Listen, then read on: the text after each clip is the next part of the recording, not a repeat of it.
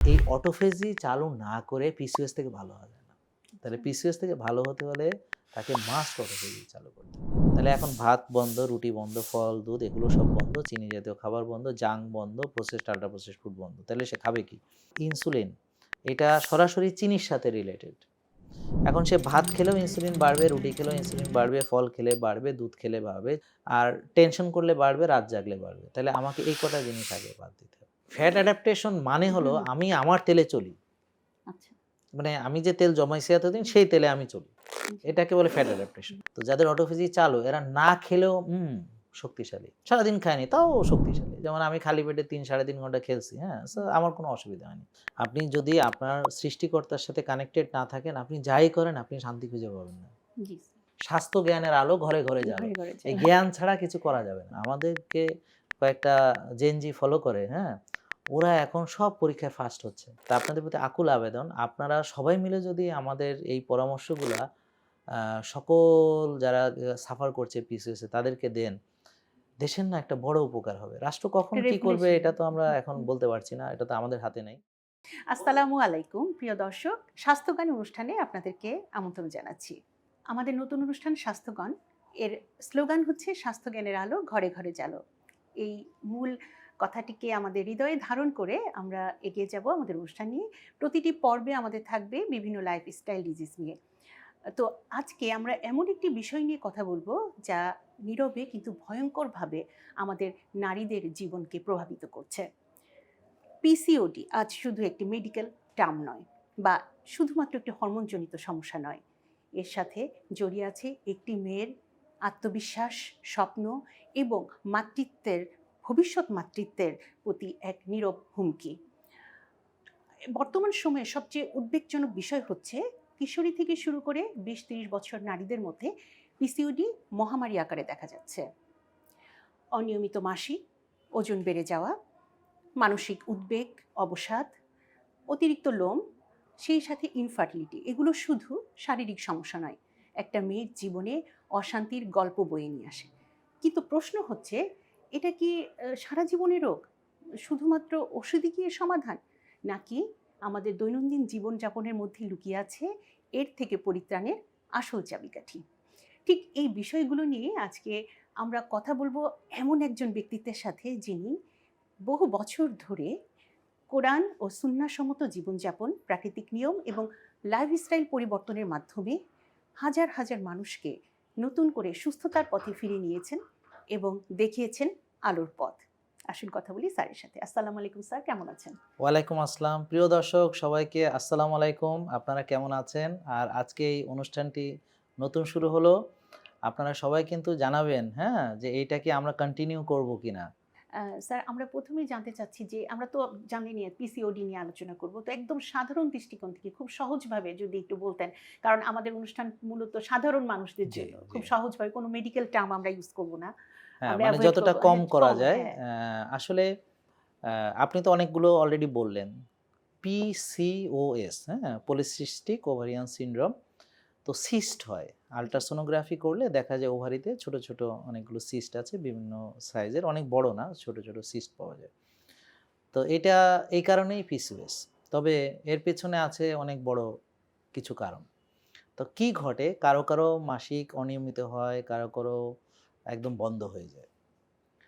তারপর ওই যে আপনি বললেন ইনফার্টিলিটির সমস্যা, তো জি। স্বাভাবিকভাবে মাসিক না হলে বাচ্চা তো হতে পারে না, ওভুলেশন তো আর হচ্ছে না। এছাড়াও দেখা যাচ্ছে যে তাদের বুকে লোম হয়, অবাঞ্ছিত লোম, দাড়ি, মোচ অবাঞ্ছিত, মুখে লোম হয়।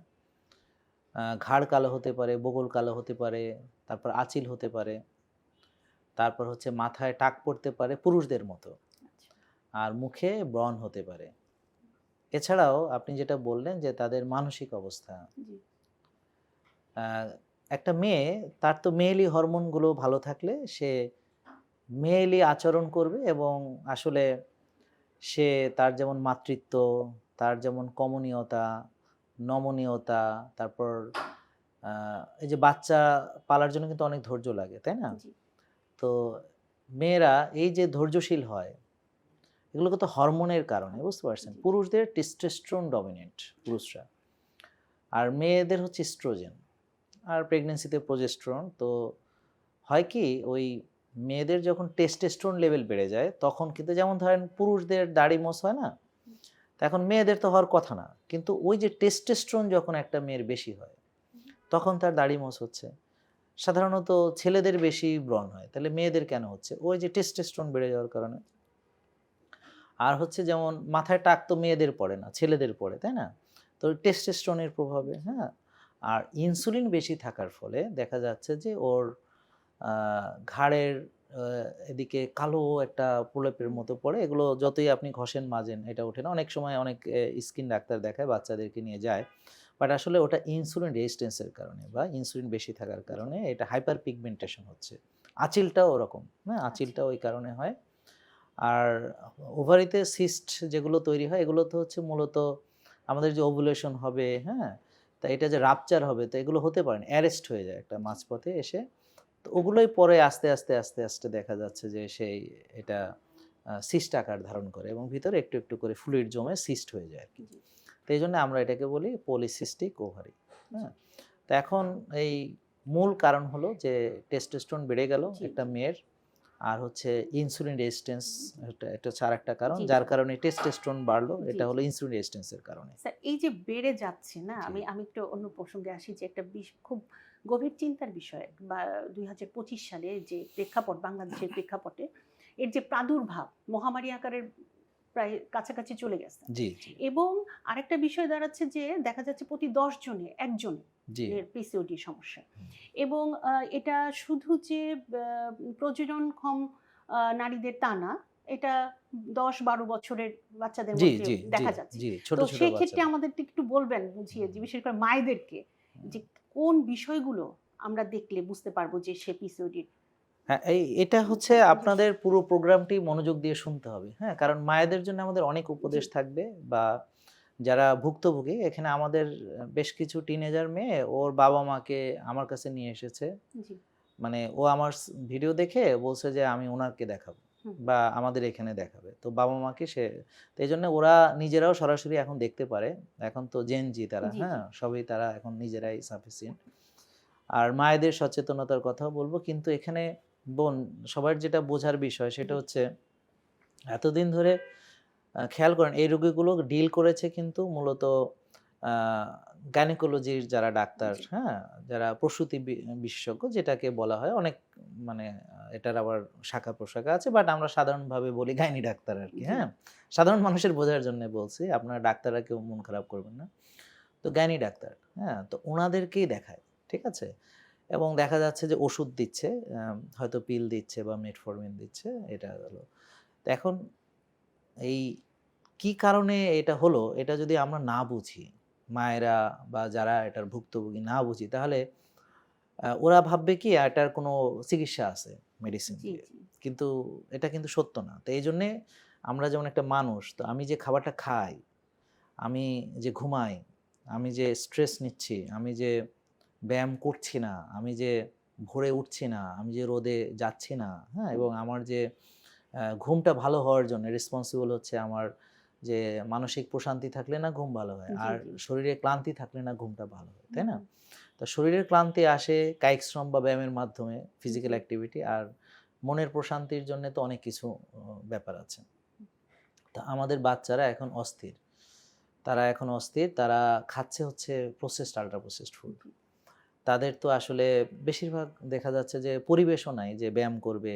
হয়তো জিমেই যেতে হবে, আর নাইলে যে হাঁটবে, দেখা যাচ্ছে যে একটু সাইকেল চালাবে। তো এরকম আসলে এনভায়রনমেন্ট নাই। জায়গা নাই খেলাধুলার স্যার, মাঠ খেলাধুলা নেই, নাই। হুম, হ্যাঁ? গাছ নেই, জি। তাই না? নিরাপত্তার এই ব্যাপার আছে। মেয়ে হলে এরা তো জি, মেয়ে, জি। এদের তো নিরাপত্তার একটা হুম। ইস্যুস আছে।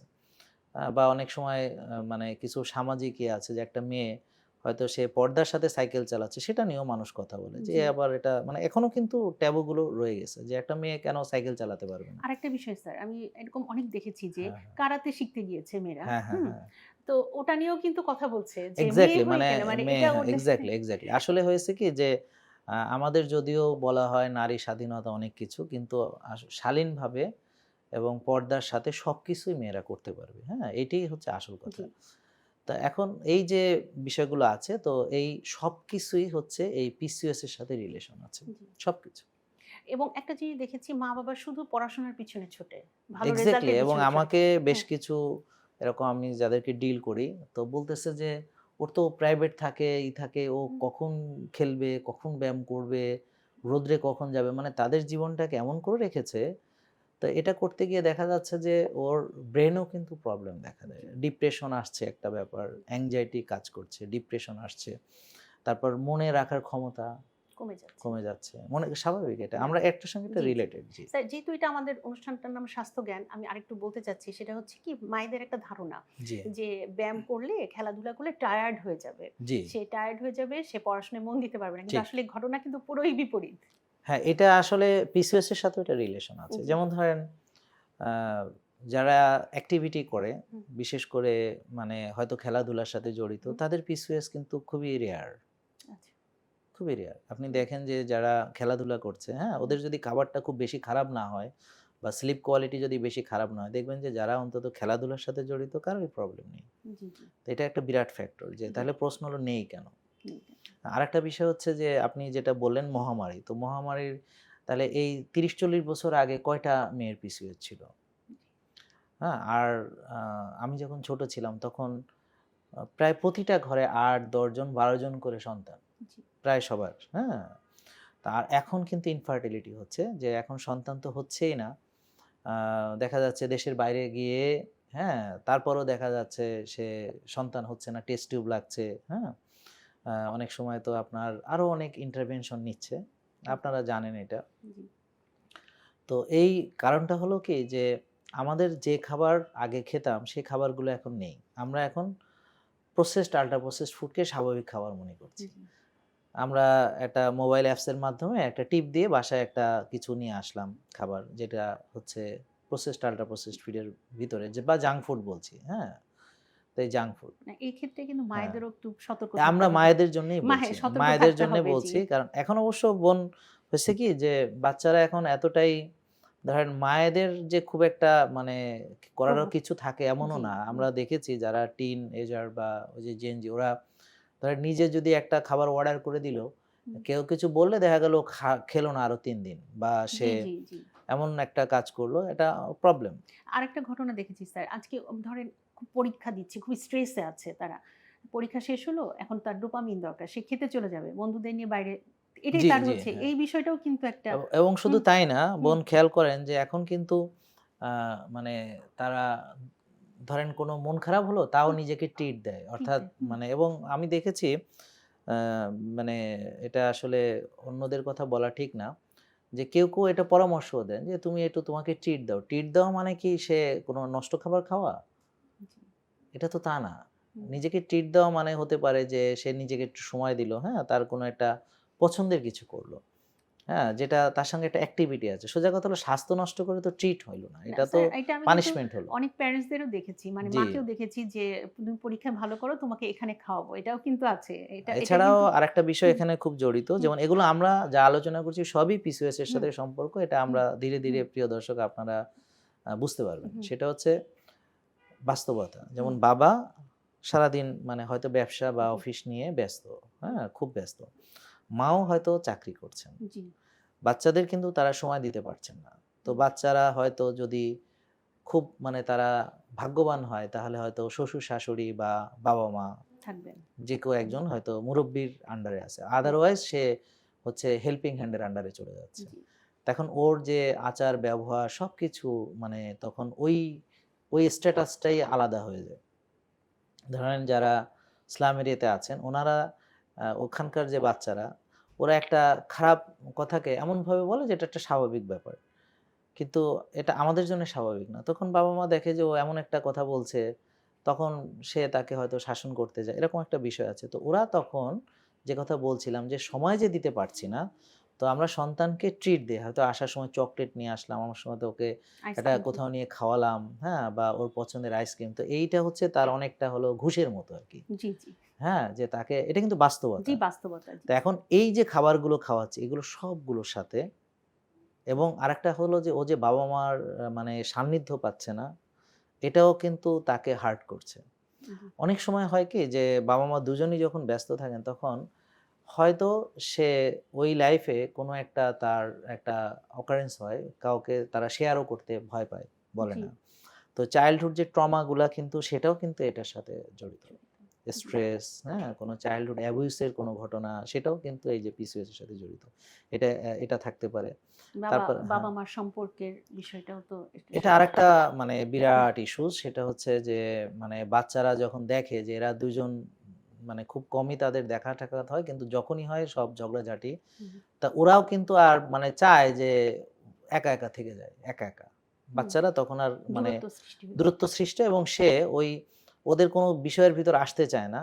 জানে যে এরা ঝগড়াঝাটি করবে, এরকম, এরকম করবে। হ্যাঁ? তো ও তখন মানে আরো গুটায় নেয় নিজেকে। আর নিরাপত্তাহীনতায় ভুগে এবং স্ট্রেস কাজ নিরাপত্তাহীনতায় করে। ভোগে, হ্যাঁ। জি। আর হলো এরপর যখন সে পিসিওএস হচ্ছে অথবা তার ওজন বাড়ছে, হুম, ওবেসিটি হচ্ছে, তো ওর তো শেপটা চলে যাচ্ছে। জি। তারপর ও তো মানে মেন্টালি সাফার করছে না, ওর বুকে লোম হলো, ও তো সাফার করছে। হুম, তারপর ও ছেলেদের মতো দাড়ি মোছাছে, ও তো মেন্টালি সাফার হুম, করছে। ওর মাথার চুল পড়ে যাচ্ছে, ও তো সিরিয়াসলি সাফার করছে। আর সবচেয়ে বড় কথা হচ্ছে যে ওর মেজাজ থাকে খুব খারাপ। কারণ কি, এই টেস্টোস্টেরনের প্রভাব তো মেয়েরা নিতে পারবে না। জি, জি, জি। টেস্টোস্টেরন তো হচ্ছে যুদ্ধ করবে, হ্যাঁ? হুম, মানে সে ভেঙে চুরে ফেলবে, হুম, মানে এটা তো ছেলেরা নিতে পারে। হুম, তাও তো দেখেন একটা বয়সে যখন ছেলেদের ওই যে টেস্টোস্টেরনটা যখন বাড়ে, হ্যাঁ? ওরা দেখেন কাউরে মারে না। মার কথা তো শোনেই না। হুম, বুঝতে পারছেন? জি, কোনো কারো শাসন মানতে চায় না। হুম, হ্যাঁ? শুধুমাত্র হয়তো বাবাকে হয়তো একটু ভয়-টয় পায়, জি। বা এখনকার পোলাপান না সেটাও বর্তমান সময়ে তো আরো বেশি এখন সেটাও এটা পায় না। এটা হ্যাঁ? তা হুম, এইটা। তো টেস্টোস্টেরন এমন একটা জিনিস যে এটা তো এখন ছেলেরাই হ্যান্ডেল করতে পারছে না। জি, তো সেটা যখন মেয়ের বাড়ে তখন সে কিভাবে এটা হ্যান্ডেল করবে? জি, তো তখন সে না ছেলে না মেয়ে, হ্যাঁ? তার সবকিছুই মেয়ে, কিন্তু তার মেজাজ ছেলে, জি, তার হরমোন ছেলে, তার আবার লোম আছে, দাড়ি আছে, মোছ আছে, হ্যাঁ? হুম।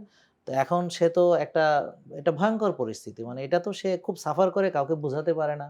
স্যার আরেকটা বিষয় হচ্ছে কি এই বিষয়গুলো কিন্তু আমরা এখনো সেই পর্যায়ে পৌঁছাইনি জানার পর্যায়ে যে মারা একটা অ্যালার্ট হবে। তারা জি। যখন এটা বিয়ে হয় এবং বিয়ে পরবর্তী সময়ে যখন একটা মেয়ে সাফার করে তখন কিন্তু তাদের এই বিষয়গুলো এটা বেশি আরো হুম, কিছু অ্যাসপেক্ট হুম, আসছে। হুম, যেমন ধরেন আপনার হুম, আ শ্বশুরবাড়িতে গিয়ে ওকে বলল হুম, বন্ধ্যা। এত হুম, বছর বিয়ে হচ্ছে, হুম, বাচ্চা হচ্ছে না, ও একটা বন্ধ্যা। হাসব্যান্ডকে প্রেশার দিচ্ছে যে তুমি আরেকটা বিয়ে করে ফেলো। জি, হ্যাঁ? তুমি আরেকটা বিয়ে করে ফেলো। এ এ তো হুম, বন্ধ্যা। তারপর হচ্ছে আবার ওই যে বারবার যে সে ডাক্তার দেখাচ্ছে, দেশের বাইরে যাচ্ছে, হ্যাঁ? জি, আবার কখনো, কখনো ল্যাপারোস্কোপি হচ্ছে। হুম, তার মানে তাকে নিয়ে যে কাটাছেঁড়া হুম, হচ্ছে, মানে এই যে জিনিসগুলো জি, এবং মানুষের কটু কথা। হুম, তো হাসব্যান্ড হয়তো দেখা গেল রাগারাগির সময় সে বলে বসলো যে, "সবাই তো দেখো বলতেছে এরকম, হ্যাঁ? হুম, আমি না", মানে সে হয়তো দয়া করছে আরকি। হুম, হুম, ব্যাপারটা বুঝছেন? তো হুম, এই মেয়েটা তখন আসলে মানে তার যে মেন্টাল সাফারিংস এটা মানে, আর ওর তো এটা যে ও যে এইটা মেনে নিবে সেটাও কিন্তু সে পারে না। কেননা সে তখন মানে এক্সাইটেড হয়ে যায় এবং সে তখন মানে কন্ট্রোল হারিয়ে ফেলে। জি। হারিয়ে ফেলে তখন সে অনেক কিছু করে, বলে, যেগুলো পরবর্তীতে তার সারা জীবন বহন করতে হয় এই জি, ব্যবহারগুলো, আচারগুলো, হ্যাঁ? তো ওই যে তার যে স্ট্রেস নেওয়ার ক্ষমতাটাও চলে যায়। জি। স্যার এই স্ট্রেস পর্যায়ে আমি আসলে আমরা একটু যাই যে একদম মূল বিষয় থেকে জি, যে জি, জি। একটা ছোট বাচ্চা থেকে ১০ হ্যাঁ। বছর বয়স থেকে শুরু হচ্ছে তখন সেই দায়িত্ব কিন্তু মা-বাবার জি, জি, ঠিক। সে তখন কিন্তু মা-বাবার উপর বর্তায় এবং হ্যাঁ। সে তখন কিভাবে সতর্কতা অবলম্বন করবে এবং কি বিষয়গুলো সতর্ক হবে এবং কখন সে চিকিৎসকের শরণাপন্ন হবে বা আচ্ছা, তাহলে হুম, আমি একটু হুম, ওদেরকে এই বুঝানোর চেষ্টা করি। সেটা হলো যে মানে মেকানিজমটা তাহলে জি, বুঝবে। জি, জি, হ্যাঁ? ১ম হচ্ছে যে পিসিওএস এর মূল আসল কারণটা হচ্ছে ইনসুলিন রেজিস্ট্যান্স। জি, হুম? হুম, এবং এই ইনসুলিন রেজিস্ট্যান্স এর ফলে যে হাইপার ইনসুলিনিমিয়া, তার হুম, প্রভাবেই টেস্টোস্টেরনটা বাড়তে থাকে। জি, জি, হ্যাঁ? তো এবং এর ফলে বাকি কাজগুলো ঘটতে থাকে। জি, বুঝছেন? হুম, তো এখন কিভাবে ইনসুলিন রেজিস্ট্যান্স হয় সেটা জানলে তারা বুঝবে। জি, ১ম হচ্ছে ইনসুলিন রেজিস্ট্যান্স এর যে প্রধান কারণ হলো যে আমরা যদি processed, ultra processed junk food, মানে প্রাকৃতিক খাবার না, যেমন হুম, প্রাকৃতিক খাবার কি? শাকসবজি যেটা আমরা ন্যাচারাল, হ্যাঁ? জি, দেশি ডিম, দেশি হুম, মুরগি, এটার ভিতরে কিন্তু করণীয় চলে আসছে, জি, হ্যাঁ? জি, আ নদীর মাছ বা সমুদ্রের মাছ বা ন্যাচারাল পুকুরের মাছ, যেটা মানে কোনো চাষের না। তারপরে গরু, খাসি, হ্যাঁ? যেগুলো ঘাস খায়, রোদে যায়, ঘুরে বেড়ায়, এই ধরনের।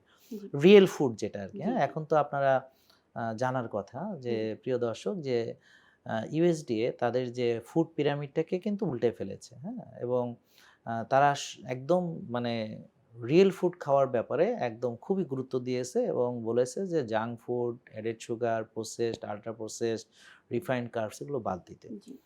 তো আমরা ধীরে ধীরে আসছি আর কি। তো এই যে খাবারটা, যেমন আমি সাদা চালের ভাত খাচ্ছি, সাদা রুটি খাচ্ছি, ঠিক আছে? তো এখন বা পাউরুটি খাচ্ছি, হ্যাঁ? সয়াবিন। পাউরুটি খাচ্ছি। হুম, তারপর আসছে যে চাষের মাছ, হুম, চাষের গরু, ছাগল বা চাষের মুরগি বা ডিম, আর জি, হলো ওই হাইব্রিড শাকসবজি যেটা কেমিক্যাল ফার্টিলাইজার, পেস্টিসাইড দিয়ে বা আরো হরমোন দিয়ে যেটাকে তাড়াতাড়ি হবে জি, এই জি। ধরনের করা হয়েছে। সেটা সয়াবিন তেলে রান্না হুম, করছি, ডুবো তেলে ভেজে খাচ্ছি। তো এই যে জিনিসগুলো আমরা খাচ্ছি, তো এই খাবারটা খেলে হয় কি, আমি মানে ধীরে ধীরে আসছি, ওই ক্ষুধা মেটে কম আর বডি পুষ্টিও পায় না, জি, তখন তাকে আরো খেতে হয়। হুম, কম খেলে পেট ভরে না। আর যখন সে খায় একটু পরে আবার খিদা লাগে। জি, বডি তার পুষ্টি পায়। তো আস্তে আস্তে সেলুলার ওভারলোড হয়। অর্থাৎ এক্সারসাইজ করছে না বা কায়িক শ্রম তো করছেই না, হ্যাঁ? জি, অর্থাৎ যে খাবারটা খাচ্ছে সেটা তো ব্যবহার হচ্ছে, কিছু আবার রয়ে যাচ্ছে। ওই যেটা রয়ে যাচ্ছে সেটা আমাদের বডিতে চর্বি হিসেবে, ফ্যাট হিসেবে বিভিন্ন জায়গায় জমতে থাকে। এখন সেলুলার ওভারলোডটা শুরু হয়। অর্থাৎ কোষের ভিতরে চর্বি জমছে। তা এখন কোষে চর্বি জমলে এখন রক্তের যে চিনি, আমি তো ধরেন হয়তো খাবারের সঙ্গে ভাত খাচ্ছি, রুটি খাচ্ছি, ফল খাচ্ছি, দুধ খাচ্ছি, মিষ্টি খাচ্ছি বা আইসক্রিম খাচ্ছি, হ্যাঁ, কেক খাচ্ছি, কোক খাচ্ছি বা এই ধরনের কোল্ড ড্রিংকস খাচ্ছি ইত্যাদি, ইত্যাদি। তো এখন সেই খাবারটা যেগুলো চিনি আসছে রক্তে, ফলের চিনি হচ্ছে ফ্রুক্টোজ, দুধের চিনি ল্যাকটোজ, আর ভাত, রুটি এগুলোতে আসছে গ্লুকোজ। আর যে চিনিটা আমরা টেবল সুগার যেটা, ওখানে 50% গ্লুকোজ, 50% সুক্রোজ। জি, তো এখন ওই যে চিনিটা আমরা মানে আসছে রক্তে, এখন কোষে যে ঢুকবে, এখন কোষে ওভারলোড থাকলে কোষ তখন ইনসুলিনকে বাধা দিবে। জি, আর ইনসুলিনের কাজ হচ্ছে রক্তের চিনি কোষে ঢুকানো। এখন বাধা দিলে এখন তো চিনি ঢুকতে পারছে না, রক্তের চিনি বাড়তে থাকবে। তো এখন রক্তের চিনি বাড়তে থাকলে, যেমন আমি ১০ বছরের একটা বাচ্চা টাইপ 2 ডায়াবেটিস পেয়েছি। এই গতকালকেই দেখলাম। তো রক্তের চিনি বাড়লে তখন ব্রেন এটাকে ডিটেক্ট করে সে প্যানক্রিয়াসকে আরো ইনসুলিন তৈরি করতে বলে। তো প্যানক্রিয়াস আরো বেশি ইনসুলিন তৈরি করে। তো এই ইনসুলিন তৈরি করলে তখন ওই অতিরিক্ত ইনসুলিন এসে ওই রক্তের চিনিকে কোষে ঢোকায়। এই সময় আপনি ব্লাড টেস্ট করলে দেখবেন আপনার সুগার লেভেল নরমাল। জি, কিন্তু ইনসুলিন বেশি হুম, থাকে আর HOMA-IR বাড়তে থাকে। তো HOMA-IR হচ্ছে যে ইনসুলিন রেজিস্ট্যান্স এর জন্য যে পরীক্ষা। আমরা যদি সহজভাবে মানুষকে বোঝানোর জন্য বলি তাহলে বলব যে আপনার HOMA-IR যদি 0.5 থেকে 1.5 এর ভিতরে থাকে তাহলে বুঝবেন ঠিক আছে। কিন্তু যদি দেখেন যে 2 বা তারও বেশি হচ্ছে, তখন বুঝবেন যে আপনার কোষে আস্তে আস্তে ওভারলোড হচ্ছে। জি, হ্যাঁ? তো এখন হয় কি, ইনসুলিনের মাত্রা বাড়তে থাকে। ১ম এ হয়তো অল্প একটু ইনসুলিন দিয়ে সে কাজটা করলো। আরেকটু বাড়িয়ে করতে হলো, আরেকটু বাড়িয়ে করতে হলো। এই যে অতিরিক্ত ইনসুলিন, ইনসুলিন বাড়ছে। এখন এই ইনসুলিন কি করে, সে এটা কিন্তু এক ধরনের গ্রোথ, মানে সব গ্রোথের জন্য কিন্তু ইনসুলিন। যেমন আপনার যদি ইনসুলিন না থাকে, আপনার কিন্তু মাসল হতে পারবে না, আপনার কিন্তু চর্বি জমতে পারবে না। তো এইজন্য টাইপ 1 যারা ডায়াবেটিস রোগী দেখবেন ওরা দেখতে কঙ্কালসার হয়। শীর্ণকায় হয়। হুম, এবং ওদের দেখবেন যে ওজন খালি কমে যাচ্ছে। ওদের কমপ্লেইন হচ্ছে আমার ওজন কমে যাচ্ছে, আমি ওজন বাড়াতে পারছি না। তাই না? তাহলে ইনসুলিন অ্যানাবলিক হরমোন আচ্ছা, গঠন করে, হ্যাঁ? তো ওই ইনসুলিন আবার ওদেরকে ওই টেস্টোস্টেরন তৈরিতে প্রভাব ফেলে। এখন তাহলে যে শুধু খেলাম আর যে বার্ন করলাম না, এর সঙ্গে আরো ২ টো জিনিস আছে। একটা হলো স্ট্রেস। স্ট্রেসে ইনসুলিন বাড়ে, সুগারও বাড়ে। Tension, stress. আরেকটা হলো পড়ার চাপ হতে পারে, পরীক্ষার চাপ হতে পারে, বাবা-মার চাপ হতে পারে, অনেক কিছু হতে পারে। এই যেটা আমরা একটু একটু আলোচনা করলাম। জি, পিয়ার প্রেশার হতে পারে, হুম, বন্ধু-বান্ধব যারা হুম, আছে, হুম, ওরা হয়তো তার এই আকার সবকিছু নিয়ে হয়তো তারা জি, জি, মানে মজা করে। বডি শেমিং এর অনেক হুম, কিছু আছে। হুম, স্ট্রেস আর হলো রাত জাগা। হুম। আর হচ্ছে রাত জাগা। তাহলে এখন তো এইটা মনে হয় হচ্ছে একটা সিস্টেমই হয়ে গেছে। একটা পড়াশোনা সিস্টেম। মানেই এই নতুন প্রজন্মের কাছে রাত জেগে এবং পড়বো, সকালে ঘুমাবো। এই কারণেই মহামারী হচ্ছে। এই হ্যাঁ, কারণেই প্রায় সবার এই ঘটনাটা ঘটছে। এটা তো আমরা মেয়েদের নিয়ে কথা বলছি। স্যার হ্যাঁ। ছেলেদেরও তো ঠিক হ্যাঁ, এই ছেলেদের নিয়ে আমরা আলাদা আলোচনা করব। আলাদাই করব কিন্তু কিন্তু আমরা আজকে মেয়েদের যেহেতু মেয়েদের পিসিওএস হুম, চ্যাপ্টার, হুম, ছেলেদেরও সেম, ছেলেদের ছেলেদেরও ছেলেদেরও সেম। সেম হুম, ছেলেদের হয় কি, ওদের হয় উল্টাটা। হুম, মানে মেয়েদের টেস্টোস্টেরন বাড়ে আর হুম, যারা ছেলে ওরা হুম, মুটিয়ে যায়, ওদের ইস্ট্রোজেন বাড়ে। হুম, তো হুম, ওদের আচরণ মেয়েলি হয়ে যায়, মেয়েলি ওদের হয়। গাইনোকোমেশিয়া হয়, হুম, হ্যাঁ? হুম, তা ওদের হচ্ছে যে উল্টাটা। মানে উল্টাটা। মেয়েদের হচ্ছে পুরুষদের মতো লোম হুম, দাড়ি হলো, হুম, আর ছেলেদের মেয়েদের মতো ব্রেস্ট হলো, হুম, গাইনোকোমেশিয়া হলো। হুম। হ্যাঁ, আমরা হ্যাঁ? পরবর্তী ওটা সময়ে আমরা পরে এটা করব। নিয়ে আমরা তো আলোচনা করব। এক্ষেত্রে ওই যে বলছিলাম যে রাত হ্যাঁ, জেগে পড়া এবং এইটাই। সকালে উঠা। এখন আমরা যখন মানে এই ইনসুলিন রেজিস্ট্যান্স কিভাবে হয় জানলাম, হুম, আর যখন মানে পিসিওএস এর মূল ঘটনাগুলো হুম, যখন জানলাম, হুম, তো মূল আমরা দেখলাম ৪ টা জিনিস এখানে হচ্ছে। আরো আছে অনেক কিছু, বাট হুম, ৪ টা। হুম, একটা হলো খাওয়া, হুম, হ্যাঁ, আরেকটা হচ্ছে যে তার ঘুম, আরেকটা হলো তার টেনশন, বুঝতে পারছেন? জি, আর একটা হচ্ছে সম্পূর্ণভাবে দেখা গেল সে মানে অনিয়ম করছে, অনিয়ম। মানে ডিসিপ্লিনটা নাই। জি, উদাহরণ হচ্ছে যেমন সে দেরি করে ঘুমালো, দেরি করে উঠলো। তো এখন তো তার সবকিছু উল্টাপাল্টা হয়ে গেল। জি, হ্যাঁ? বা কখনো এই সময় খাচ্ছে, কখনো আরেক সময় খাচ্ছে। ধরেন রাত ১২ টায় খেলো, ১টা ২ টায় ঘুমালো। বা সে সারারাত জেগে পড়ছে, তো ওখানে রাতেও অনেক কিছু খাচ্ছে। তার জি, মানে ওর কিন্তু ডিসিপ্লিন নেই। পরীক্ষার সময় এক ডিসিপ্লিন, পরীক্ষা চলে গেলে আরেক ডিসিপ্লিন। ওর কিন্তু একটা মানে হয় কি দেখেন, সবচেয়ে গুরুত্বপূর্ণ যে জিনিসটা যে এটা তো একটা সাইকেল হুম, মেয়েদের মাসে, মাসে হয়। হুম, হ্যাঁ? সাধারণত মাসে, মাসে জি, হয়। ৩-৪ দিন ৫ দিন এরকম থাকে। জি, একটা সাইকেল। এটা একটা ডিসিপ্লিন না? জি, মজার ব্যাপার হচ্ছে এই ডিসিপ্লিন যাদের লাইফস্টাইলে ডিসিপ্লিন যাদের ঠিক থাকে না, সার্কাডিয়ান রিদম ঠিক থাকে না, কখন ঘুমাবে, কখন উঠবে এ ধরনের কোনো কিছু ঠিক থাকে না। তো এখন আপনি বলেন যে ওর হরমোন কি করে ঠিক থাকবে? আর ওর এই একটা পিরিয়ড যেটা পিরিয়ডিক্যালি হওয়ার কথা সেইটা তো ইরেগুলার হবে স্বাভাবিক, তাই জি, না? জি, বা হবেই না, এই তো? হুম, তাহলে এটার সঙ্গে সবচেয়ে গুরুত্বপূর্ণ হলো সার্কাডিয়ান রিদম। জি, এখন সার্কাডিয়ান রিদম সম্পর্কে প্রিয় দর্শক সহজ কথায় বললে আমরা চেষ্টা করতেছি যথাসম্ভব জি, মানে জি, মানে সহজ মেডিকেল করে। ব্যাপারগুলো হুম, এভয়েড করে মানে আপনাদের বোঝার জন্যে ডাক্তারদের নিয়ে প্রয়োজনে আলাদা প্রোগ্রাম করব আমি। সেখানে একেবারে ওভুলেশন, হ্যাঁ? জি, তারপর কিভাবে ওই যে মেকানিজম গুলো মেকানিজম হচ্ছে, সব হ্যাঁ? কোন ফেজে কি জি, হচ্ছে, জি, জি, হ্যাঁ? কোন হরমোন দায়ী, হ্যাঁ? এলএস, এইচএইচ মানে সবকিছু সব আলাদা, আলাদা আলাদা করা আমাদের হয়।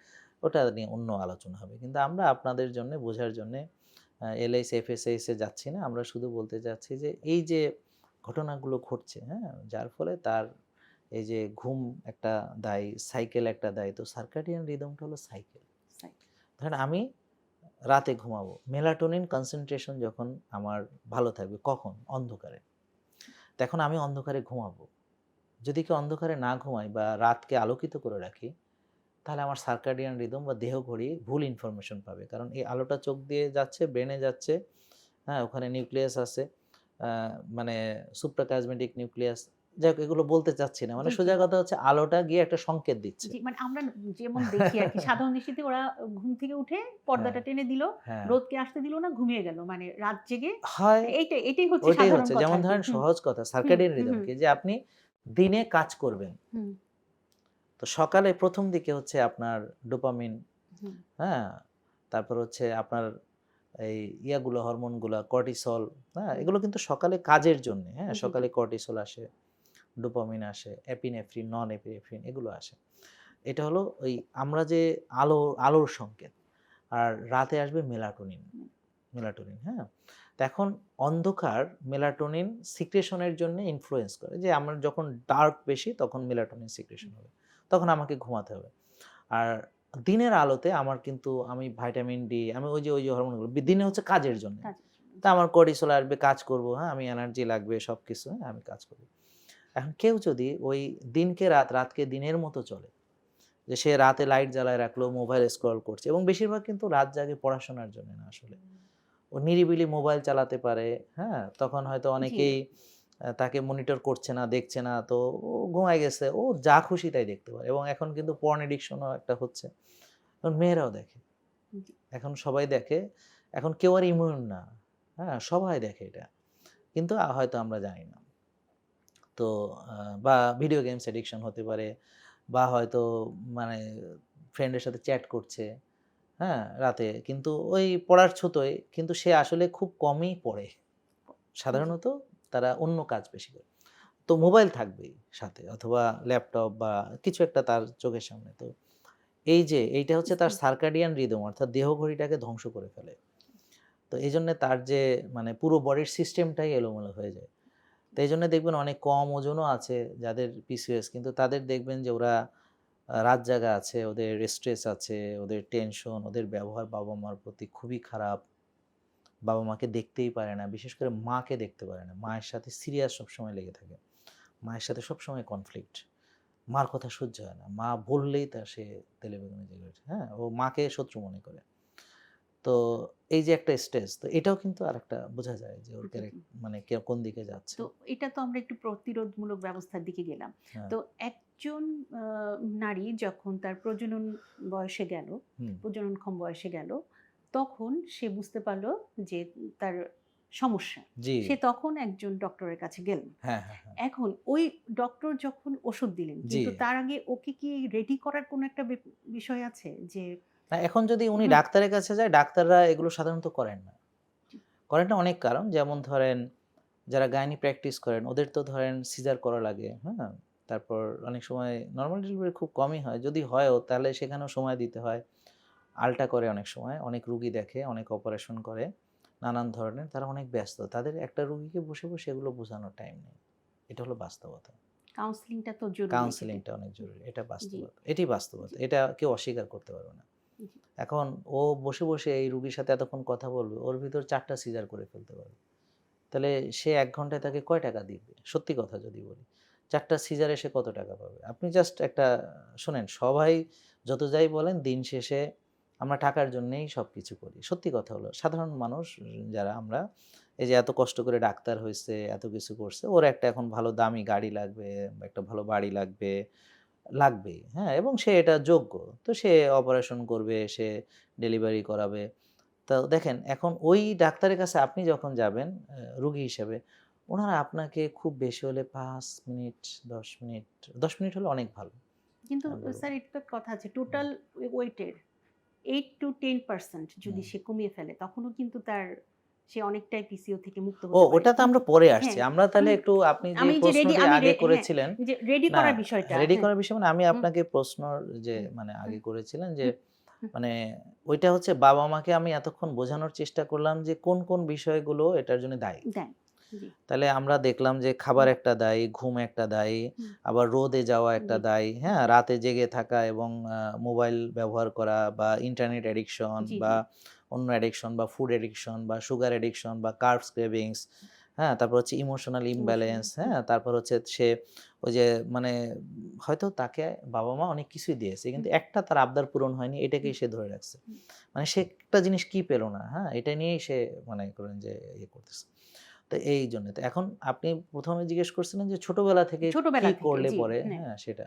হুম, তাই ছোটবেলা থেকে কি করলে মানে সে যদি ছোটবেলা থেকেই যদি পরিবারে রিয়েল ফুড খাওয়ার প্রচলন থাকে জি, জি, এবং ওই যে আমাদের সুন্নাহ মোতাবেক যে ৩ ভাগের ১ ভাগ খাবে, হ্যাঁ? ১ ভাগ ফাঁকা রাখবে। অর্থাৎ সে বাচ্চাদের ক্ষেত্রে আমি বলব ক্ষুধা লাগলে সে খেলো।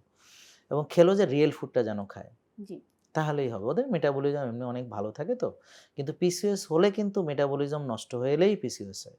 জি, এটা কিন্তু একটা মেটাবলিক ডিজিজ। ইনসুলিন রেজিস্ট্যান্স হচ্ছে মেটাবলিক ডিজিজ। হ্যাঁ? মেটাবলিজম মানে হলো এই তো হুম, মেটাবলিজম মানে হলো যে আমি যে খাবার খাচ্ছি, সেই খাবার থেকে শক্তি তৈরি। আসলে মেটাবলিজম আমরা এই যে আমি যে এটা করছি এখানেও মেটাবলিজম হচ্ছে। কারণ এটা নাড়াতে আমার শক্তি লাগছে। জি, জি, বুঝতে পারছেন? আমি কথা বলছি এটাও মেটাবলিজমের ভিতরে। কারণ আমি যে কথা বলতে আমার শক্তি লাগছে। আমি যে চিন্তা করছি সেটাও মেটাবলিজমের ভিতরে। মানে এনার্জি ছাড়া কিছু হয় না।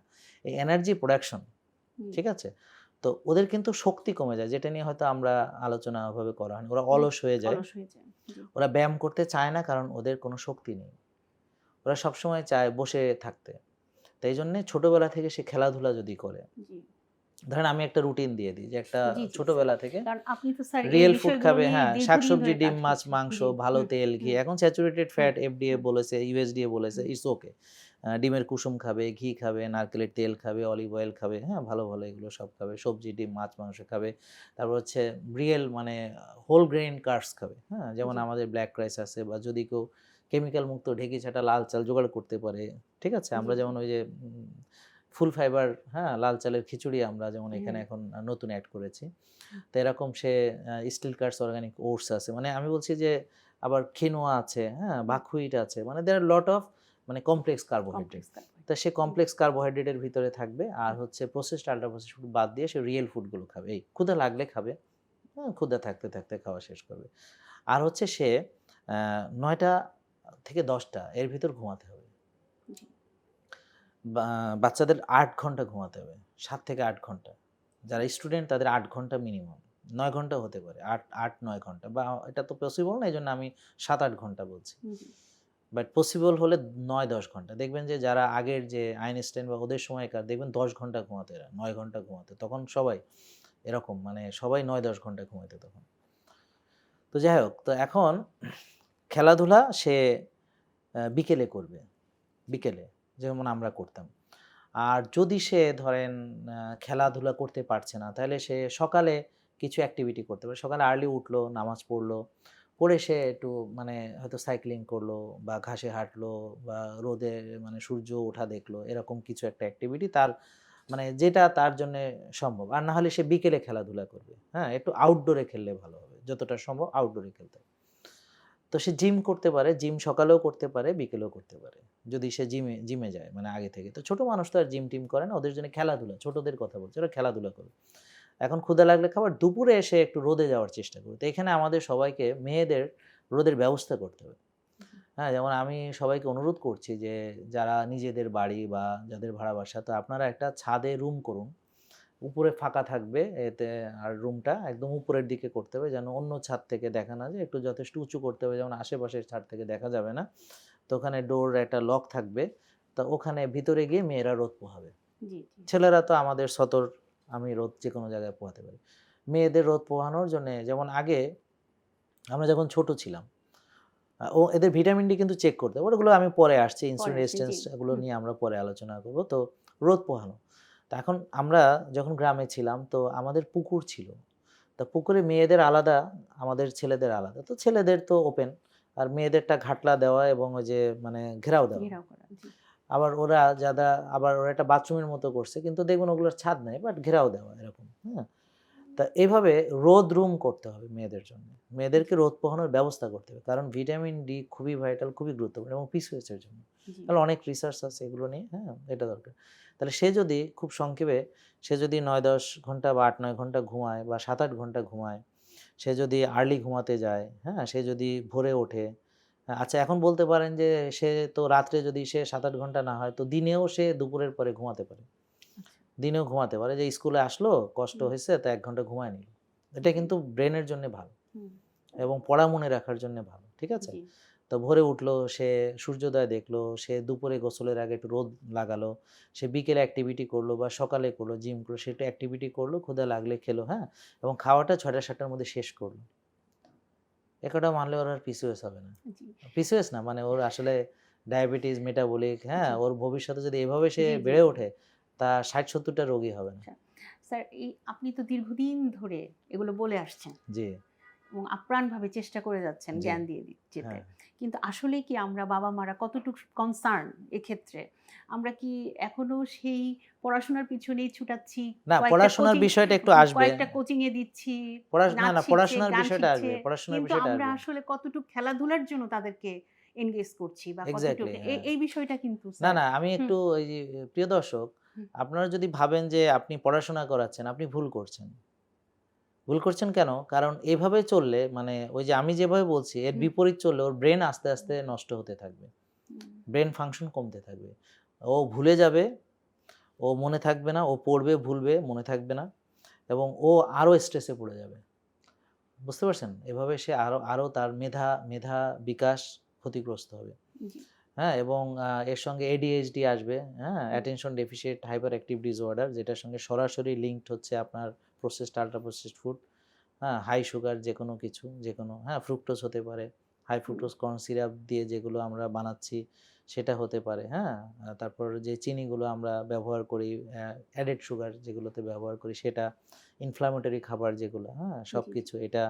সঙ্গে অবশ্যই রাত জাগা, সঙ্গে অবশ্যই ব্যায়াম না করা, হ্যাঁ? ইত্যাদি। জি, এবং এটা তার কি করছে, ওর মেমোরি কনসলিডেশন এটা একটু বলা দরকার হুম, এই কারণে যেহেতু আপনি বললেন। হুম, প্রিয় দর্শক, এইখানে আসলে আমাদের লাইফস্টাইল নিয়ে আসলে মূল কথা হচ্ছে। পিসিওএসটা যদি আমি ভালো রাখতে চাই, দেখেন ওর যে মেমোরি, এখন আপনি যেটা বললেন যে ওকে আমরা মানে টিউশনি দিলাম বা প্রাইভেট দিলাম, স্কুল দিলাম, পড়ার চাপ দিলাম, কোচিং দিলাম। খেয়াল করেন। এত কিছু কেন দিচ্ছি? ও যেন পড়াশোনায় ভালো করে, তাই না? জি, মজার ব্যাপার হচ্ছে ওকে মেমোরিটা কনসলিডেশন সারাদিন যা শিখলো এটা কখন কনসলিডেট হয় মেমোরিটা? এটা হচ্ছে রাত ১০টা থেকে ২টো ঘুম, ডেল্টা স্লিপ, তখন এটা মেমোরিটা হয়, স্টোর হয়। তো এখন ওই সময় সে ঘুমালো না। তাহলে এই সারাদিনের সব কিছু বৃথা গেল না? জি, আরেকটা বিষয় হচ্ছে এক্সারসাইজ সরাসরি মেমোরির সাথে সম্পর্ক। ধরেন আমার মোটর ফাংশন। তো যাদের চলাফেরা নেই, গাছ, ওর কিন্তু ব্রেন নেই। তাহলে জি, যে জিনিসের চলাফেরার দরকার হয় না তার কোনো ব্রেন নেই। তো মোটর ফাংশন, চলাফেরা, আমি যেমন ২ পায়ে আমি ব্যালেন্স করে আছি দাঁড়ালে, তাই না? এটার জন্য তো আমার সার্বক্ষণিক আমার কিন্তু বাতাসের চাপ আছে, হ্যাঁ? আমি কিন্তু ব্যালেন্স করছি। এখন আমার কাছে এটা নরমাল মনে হয়। যেমন ধরেন যারা সাইকেল চালায় এটা তার কাছে নরমাল মনে হয়। কিন্তু যে চালায় না ওকে তো ব্যালেন্স ১ম এ আগে শিখতে হয়। ও তো নাহলে পড়ে যায়, তাই না? ঠিক একই রকম আমরা যেমন যখন ছোট ছিলাম তো আমরা তো দাঁড়াতে পারতাম না, পড়ে যেতাম। তারপর আমরা হামাগুড়ি দিলাম, তো আমরা হাঁটা শিখলাম। তো এখন আমি হাঁটতে পারি, তাই না? কিন্তু এই হাঁটছি যে আমি কিন্তু সারাক্ষণ ব্যালেন্স করছি। ব্রেইন কিন্তু ব্যালেন্স করছে সারাক্ষণ। তাহলে আমি হাত নাড়াচ্ছি এটা ব্রেইনের কাজ হচ্ছে। আমি যখন গাছের মতো থাকবো তখন ব্রেইনও হয়ে যাবে নাই। জি। মানে আমার যত খেলাধুলা থাকবে ততই আমার ব্রেইন ফাংশন, অ্যাক্টিভিটি এগুলো ভালো থাকবে। আর আমার যে মেমোরি কনসলিডেশন হবে ঘুমের ভিতরে তাহলে কি হলো? একে তো মেমোরি শার্প থাকলো না, ভোঁতা হয়ে গেল। আরেকদিকে আমার মনেও থাকলো না। তাহলে আমি যে সারাদিন পরিশ্রম করলাম, করে এত কোনো লাভ হইল না। ব্যাপারটা বুঝতে পারছেন? জি, তো এই গার্ডিয়ানদের এই জিনিসটা ভালো এটা করে বুঝতে বোঝাতে হবে। এইটা ভালো করে বুঝতে হবে যে তাহলে ওরা বুঝবে যে এদের খেলাধুলা দিতে হবে কেন? আর এদের ঘুমাতে দিতে হবে কেন? যখন সে এই রুটিন ফলো করবে এবং বিলিভ মি বোন আমাদেরকে কয়েকটা জেনজি ফলো করে, হ্যাঁ? ওরা এখন সব পরীক্ষায় ফার্স্ট হচ্ছে। এবং সে নিজে, নিজে দেখে, দেখে হ্যাঁ? একটা মেয়ে আসছিল ওর খালামণিকে নিয়ে আসছে। ওরা ২ জন ফলো করে। ও আগে রেজাল্ট অত ভালো হতো না, হ্যাঁ? ওর সমস্যা ছিল অনেক। ওর সাক্ষাৎকার আছে আমাদের এখানে। ও এখন এমনিতেই ফার্স্ট হয়। কেন ফার্স্ট হয়? কারণ ও খাচ্ছে কোন খাবার যেটা তার ব্রেন ভালো মানে গঠন করছে। ভালো, ভালো চর্বি, হ্যাঁ? সেগুলো খাচ্ছে। তারপর হচ্ছে ভালো প্রোটিন খাচ্ছে, হ্যাঁ? ভালো আপনার কার্বোহাইড্রেট খাচ্ছে বা ফাইবারযুক্ত খাবারগুলো খাচ্ছে। তো এখন তো তার এগুলোই দরকার। এখন তার অ্যাক্টিভিটি আছে, তার ভালো ঘুম আছে, তার রোদের আলোতে সে যায়, তার ভিটামিন ডি লেভেল ভালো আসছে, হ্যাঁ? এখন সে একটা ডিসিপ্লিন মেনে চলে। এর বাইরে সে যায় না। ও যা পড়ে তাই মনে থাকে। এখন ও তো ফার্স্ট হওয়ার জন্য কোনো চেষ্টা করা লাগে না। ও এমনি হয়। কারণ বাকিরা তো প্রসেসড ফুড খায়। জি, বাকিরা তো রাত জাগে। বাকিরা তো অ্যাক্টিভিটি করে না। তো ও তো এখন ওদের তুলনায় এমনিই অনেক ভালো। আমরা এই জিনিসটা বুঝি না আসলে প্যারেন্টসরা যে এখন সে হয়তো ভালো রেজাল্ট করছে কিন্তু ইনডিসিপ্লিন লাইফ লিড করে সে ভালো রেজাল্ট করলো। কিন্তু এইটা কতদিন সে ধরে রাখতে পারবে? অনেক কিন্তু দেখা গিয়েছে যে ঝরে পড়ে ছোটবেলায় যায়। ভালো করে কিন্তু ঝরে বড় পড়ে হলে যায়। কিন্তু মূল বিষয়টা কিন্তু আমরা আসলে তখন এবং ও জানি না। এখানে বোন আরেকটা বিষয় আছে। পিসিওএস এর আরেকটা কারণও এখানে আছে। সেটা হলো কি সে যখন রেজাল্ট ভালো করে হুম, তার একটা চাপ তৈরি হয়। হুম, তাকে এরপরেও রেজাল্ট ভালো করতে হবে, এরপরেও রেজাল্ট ভালো করতে তার ভিতরে একটা চাপ তৈরি হয়। তখন সে দেখা গেল আগে তো এখন তো তার মনে থাকতেছে না। একটা পড়া কয়েকবার করে পড়তে হচ্ছে, হ্যাঁ? হুম, এখন তার ব্রেন আর ওখানে নিতে পারছে না। চাপটাও সে অনেকদিন ধরে নিতে পারছে না। তো এইভাবে যখন তার ওই যে মেটাবলিজমটা নষ্ট হতে থাকে, তার ওদিকে পিসিওএস হতে থাকে, এখানে কিন্তু তার মন ওদিক থেকে খারাপ হচ্ছে। তখন সে কিন্তু এখানে ও অনেক প্রেশার নিচ্ছে। মানে ওই রেজাল্ট করতে সে এখন অনেক প্রেশার নিচ্ছে এবং একটা সময় গিয়ে সে আর পারছে না। যতই চেষ্টা করছে সে তখন ফেইলিউর মানে ওই ওর কাঙ্ক্ষিত রেজাল্ট পাচ্ছে না। এটা তাকে একেবারে ডিপ্রেশনের শেষ পর্যায়ে নিয়ে যায়। বুঝতে পারছেন? এবং জি, এটা ঘটবেই, ঘটবেই। হ্যাঁ? এটা মানে obvious। তো এইজন্যে বেটার হলো যে আমি যাই রেজাল্ট করছি না কেন, আমার যদি ডিসিপ্লিন ঠিক থাকে আমি এটা চলবে চলুন। এবং যত দিন যাবে আমি ভালোর দিকে যাব। হ্যাঁ? এবং রিসেন্ট কিন্তু স্যার কতগুলো ঘটনা ঘটেছে যে খুব ইয়াং বয়সের অনেক তরুণ ডক্টর বলেন, ইঞ্জিনিয়ার বলেন, ভালো, ভালো মেধাবী ওরা কিন্তু সুইসাইড মারা করেছে, যাচ্ছে, সুইসাইড সুইসাইড করছে, করেছে। হতাশাগ্রস্ত হয়ে যাচ্ছে। ডাক্তার হুম, তো কয়েকদিন আগে হুম, সুইসাইড করলো। একজন তো ছাদ থেকে পড়ে গেল। হুম, there are lot of things হুম, হুম, হ্যাঁ? একটা ভার্সিটির ছেলে, হ্যাঁ? হুম, ছাদ থেকে পড়ে গেল। তো এরকম এমনকি যারা মানে আমরা তো ভেতরের খবর জানি না, হ্যাঁ? হুম, যাদেরকে আমরা রোল মডেল ভাবি, হুম, যাদেরকে আমরা দেখি যে সে জিম-টিম করছে, খুব হুম, ফিটনেস, তারাও এরকম করছে। হুম, তো ওই যে মানে ভেতরের অবস্থা তো আর আমরা বাইরে থেকে বুঝতে পারছি না। হুম, তো ভেতরে কিন্তু তারা মানে খুবই সাফার করছে আরকি। সাফার করছে। তো এখন আমি একটু আসছি স্যার যখন একজন মেয়ের পিসিও হয়েই গেল, সে তো একজন গাইনোকোলজিস্টের কাছে গেলেন। একটু আগেই বললেন। হুম, তো সে ফসল চাচ্ছে হুম, কিন্তু জমিটা তো প্রস্তুত না। হুম। সেক্ষেত্রগুলাতে কি করণীয় আসলে? হ্যাঁ, আমরা আসলে আপনার সকল ডাক্তারদের প্রতি সম্মান হুম, রেখেই আমি বলছি যে, এই অনুষ্ঠানটি আসলে সকল ডাক্তারদেরই দেখা উচিত। বিশেষ করে যারা এই ধরনের রোগী ডিল করেন। আর আমার আ আমি তো মানে অনেকদিন আমি নিজে হাতে ডেলিভারি করিয়েছি, হ্যাঁ? জি। আ আমি ২০০২ সাল থেকে প্রায় ৮-৯ বছর আমি আমি আমার হাতে ডেলিভারি করাইতাম নিজেই। তো অনেক দিন। তারপরে ১৯ বছর কিন্তু আমি এই যে সিজার করেছি, স্টেকটমি করেছি এবং নিউনেটাল ম্যানেজমেন্ট করেছি। তো অনেক ধরনের যারা গাইনিতে আছেন, তো এদের সাথে আমার অনেক ভালো সম্পর্ক। হ্যাঁ? আমাদের মলয় স্যার আছে, আমাদের মাহবুবা আপা আছেন, আমাদের সুমি আপা আছেন। এরকম আরো অনেকের নাম বলতে পারবো। আবার কার নাম মনে থাকলো না কেউ মন খারাপ করেন না। হুম, তা উনারা আমাকে ভীষণ পছন্দ করেন এবং উনাদের ওই রোগীগুলা মানে এগুলা আমাকে পাঠান। জি, বা আগে যখন আমি এগুলো প্র্যাকটিস করতাম তখন জেস্টেশনাল ডায়াবেটিসের রোগীগুলো উনারা আমাকে পাঠাইতেন এবং আমি এরকম অনেক রোগী তাদের without insulin, without any medication তাদের সুন্দরভাবে বেবি হয়েছে, হ্যাঁ, নরমালি হয়েছে, হ্যাঁ, অথচ জেস্টেশনাল ডায়াবেটিস অন্যরা বলছিল তাকে ইনসুলিন দিয়ে দিতে হবে। কিন্তু এটা হয়েছে। তো এরকম তারা আমাকে অনেক পছন্দ করেন। তা আমি বলব যে আপনারা যারা এই প্র্যাকটিসের সঙ্গে জড়িত তারা একটু এই ভিডিওটা দেখবেন। হ্যাঁ? এবং মূল কথাটা হচ্ছে যে তাদেরকে যদি আপনি লাইফস্টাইল মডিফিকেশন না দেন, তাহলে কোনো ট্রিটমেন্ট কাজ হবে না। যেমন ধরেন মেটফর্মিন আসলে আপনার ওই যে ইনসুলিন রেজিস্ট্যান্সকে রিভার্স করতে পারে না। আর পিল হচ্ছে মানে ওটা হলো ডাউন স্ট্রিমের চিকিৎসা। যেমন ধরেন আপনার ম্যালেরিয়া হলো আমি জ্বরের ওষুধ দিলাম। আপনি ওষুধ খেয়ে জ্বর কমালেন। কিন্তু ম্যালেরিয়ার ট্রিটমেন্ট করলেন না। আপস্ট্রিম হলো মানে আমার মূল রুট কজটা কি? তো এইজন্যে রুট কজ আপনাদের রুগীদেরকে বোঝার জন্যে আপনারা ইনসুলিন রেজিস্ট্যান্সটা টেস্ট করাতে হোমায়ার। কিন্তু দুঃখজনকভাবে কেউই হোমায়ার করায় না। হুম, কেউ করে না। ইনসুলিনও দেখে না। কেউ টেস্টোস্টেরনটা দেখেন, কিন্তু অনেকে টেস্টোস্টেরনও দেখেন না।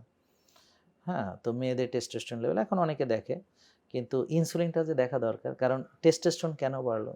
জি, হ্যাঁ, এটা তো আমাদের দেখা দরকার। তো তো ওই ওই জিনিসটা হুম, আরকি, হ্যাঁ, তো হুম, এটা আমি ওনাদের জন্য হুম, বলতে চাই যে দেখেন আমি যে পিল দিলাম, পিল হুম, দিয়ে ওর রেগুলার করার জন্য, হ্যাঁ? জি, তো সেটা কি আমি কিছু হরমোন দিচ্ছি তাকে। হরমোন দিয়ে এটাকে ঠিক করছি। কিন্তু রুট কজ যখন আমি সলভ করব তখন কিন্তু পিল লাগবে না। এমনিতেই তার আমাদের যেমন হাজার আ ফ্যামিলির বাচ্চা হয়েছে, হাজার এই যে যারা পিসিওএস থেকে এই কয়েকদিন আগে একটা প্রোগ্রাম আমি দিলাম। যে একজন দিদি উনার একদম মুখ ভর্তি দাড়ি ছিল। তো এখন আমাদের ফলো করে একদম ভালো। তাদের এই যে জি, অবাঞ্ছিত কিছুই নেই। জি, তো এই জিনিসটা এইজন্যে আমাদের রুট কজটা তাদেরকে অ্যাড্রেস করার জন্য অবশ্যই তার ভিটামিন ডি লেভেল জানতে হবে। উনারা যে টেস্ট করাচ্ছে যেমন আল্ট্রাসোনোগ্রাফি করাচ্ছে ঠিক আছে। হুম, বা অন্যান্য হরমোনও টেস্ট করাচ্ছে সেগুলোও ঠিক আছে। ওকে। এতে আমার কোনো আপত্তি নেই। কিন্তু উনারা যেন সাথে হোমা আইয়ারটা করায় বা হোমা আইয়ার যদি নাও করায় ইনসুলিন খালি পেটে কত সেটা যেন দেখে। হুম, এটা হলো আমার তাদের প্রতি একটা অনুরোধ। হুম, আর অবশ্যই যখন রুট কজ বুঝবে তখন কিন্তু তাকে অবশ্যই ইনসুলিন কমানোর পরামর্শ দিতে হবে। এখন ইনসুলিন আর এই যেটা হোমায়া সেটাও কমানোর পরামর্শ দিতে হবে। তো এখন এইটা পরামর্শটা কি?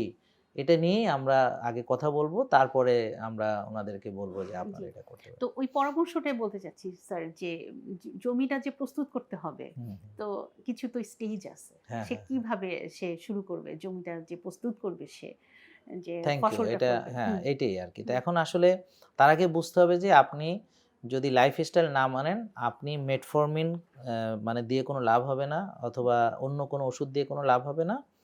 আর আপনি যেটা বলতে চাচ্ছেন যে ইনফার্টিলিটির ক্ষেত্রে, হ্যাঁ? আপনি ওভুলেশন ড্রাগ দেন, যাই করেন। এরকম আমরা অনেকেও দেখেছি যে তারা এভাবে হয়তো কনসিভ করেছে কিন্তু একটোপিক হয়েছে, হুম, হ্যাঁ? আবার হয়তো মিসক্যারেজ হয়েছে, হ্যাঁ? এরকম আইভিএফ করাইছে, তারপরেও সেম মিসক্যারেজ হয়েছে। এরকম অনেক আপনি যেটা বললেন জি, আরকি, জমি কি হুম, করে প্রস্তুত হুম, করব? তো জমি প্রস্তুত করার আগে ওই যে মূল জিনিসগুলো আমাকে বুঝে নিলাম। বুঝে নিয়ে এখন ইনসুলিন কমাতে হবে, হোমায়ার কমাতে হবে। এটা কি করে কমাবো? জি, এটা কমালে তো আমার টেস্টোস্টেরন কমে যাবে। কমে জি, গেলে তো তার ঝামেলা শেষ। হুম, জি, তাতে আর কোনো সমস্যা নেই। হুম, তাহলে এটা কমানোর জন্য ১ম হচ্ছে আমরা স্টেপ 1 যে আগে মাইন্ড সেট করতে হবে যে আমি আ নিজেকে পরিবর্তন করতে হবে। জি, ১ম এ এইভাবে চিন্তা করতে হবে যে আমি এতদিন যেভাবে চলেছি সেটার পরিণতি আজকে আমি তার ভিতরে আমি মন খুশি মতো খেয়েছি। আমি কখনো ডিসিপ্লিনের তোয়াক্কা করি নাই। কখনো নিজেকে ওইভাবে সময় দেই নাই বা যতটা পড়াশোনায় দিয়েছি বা কেউ তো এই সময় চাকরিও করে, হ্যাঁ? চাকরি-বাকরি করেছে। এরকমও আছে যারা চাকরি জি, করছে। বিয়ে হয়েছে ২ জনেই চাকরি করছেন। ক্যারিয়ার ডেভেলপমেন্টের দিকে ফোকাস করেছি কিন্তু নিজের দিকে তাকাইনি। তো এটা আগে মাইন্ডসেট করতে হবে যে আমি একটু আমার দিকে তাকাবো। শুরুটার ১ম এই করতে হবে কি যে আমাকে জাঙ্ক ফুড-টাড এগুলো বাদ দিয়ে দিতে হবে। এটা চিনতে হবে যে কোনটা জাঙ্ক ফুড। তো এই ব্যাপারে তো এখানে আলোচনা করলে অনেক হবে। সহজ এক্সাম্পল হলো যেগুলো প্যাকেটে পাওয়া যায়, যেগুলো বাজারে পাওয়া যায়, যেগুলো ঘরের বাইরে সেগুলো। আর অবশ্যই তাদেরকে যাদের ইনসুলিন বেশি আছে, আমি তখন হোমায়ার করালাম, হ্যাঁ? ভিটামিন ডি করালাম। তো এগুলো আমি দেখলাম যে তার ইনসুলিন বেশি আছে। তখন আমি তো মানে ইনসুলিনটা থাকতে হবে ৪-৫, ৭ এর নিচে থাকতে হবে, হ্যাঁ? অর্থাৎ ৬ পর্যন্ত। তো আমি দেখেছি অপটিমাল হলো ৩, ৪, ৫ এর ভিতরেই থাকে যারা আমাদেরকে মানে। আর হোমায়ার থাকতে হবে ওই ১ বা ০.৫ থেকে ১.৫ এর ভেতরে এই। এখন আমি তার পেলাম, কথার কথা বলছি যে হোমায়ার হচ্ছে ৬। হুম, তাহলে এখন কমাবো কি করে? প্রথমে হচ্ছে আমাকে এই যে তার ইনসুলিন, এটা সরাসরি চিনির সাথে রিলেটেড। এখন সে ভাত খেলেও ইনসুলিন বাড়বে, রুটি খেলেও ইনসুলিন বাড়বে, ফল খেলে বাড়বে, দুধ খেলে বাড়বে, চিনি খেলে বা জাঙ্ক খেলে তো বাড়বে, ঠিক আছে? এখন আর টেনশন করলে বাড়বে, রাত জাগলে বাড়বে। তাহলে আমাকে এই কটা জিনিস আগে বাদ দিতে হবে। ঠিক আছে? তো এটা হলো শুরু। তাহলে সে একটু ঘুমানোর চেষ্টা, ঘুমানো তো একটা ইজি ব্যাপার। মানে যদিও ইজি না, বাট মানে এটা একটা ইজি ডিসিশন যে ব্যায়াম করতে বললে সে এখন করতে রাজি হবে না, কারণ শক্তি নেই। জি, বুঝতে পারছেন? কিন্তু সে কিন্তু চাইলে রোদ লাগাতে পারে এই সময়। তা আমি যখন আমি ওইদিনও একটা এরকম মেয়েকে নিয়ে ডিল করলাম। তো ও তো ব্যায়াম-ট্যায়াম কিছুই করে না। মানে ওর ফ্যামিলি থেকে অবজেকশন দিচ্ছে। স্যার লড়তে চায় না, ব্যায়াম করে না, হ্যাঁ? ঘুমাইতে চায় না, রাত জেগে থাকে। বুঝতে পারছেন? আর যেখানে বসে সেখান থেকে উঠতে চায় না। এরকম প্রবলেম। জি, তা আমি ওকে শুধু একটাই পরামর্শ যে, "মারে তুমি এই ১ টা মাস তুমি শুধু ওই যে খাবার তোমাকে নিষেধ করছি শুধু এটা খেও না।" জি, তাহলে এখন ভাত বন্ধ, রুটি বন্ধ, ফল, দুধ এগুলো সব বন্ধ, চিনি জাতীয় খাবার বন্ধ, জাঙ্ক বন্ধ, প্রসেসড, আল্ট্রা প্রসেসড ফুড বন্ধ। তাহলে সে খাবে কি? তো সে খাবে হচ্ছে সবজি, যতটা পারে ন্যাচারাল, ডিম, ভালো মাছ, মাংস, রিয়েল ফুডগুলো খাবে। ভালো তেল, ঘি, নারকেলের তেল।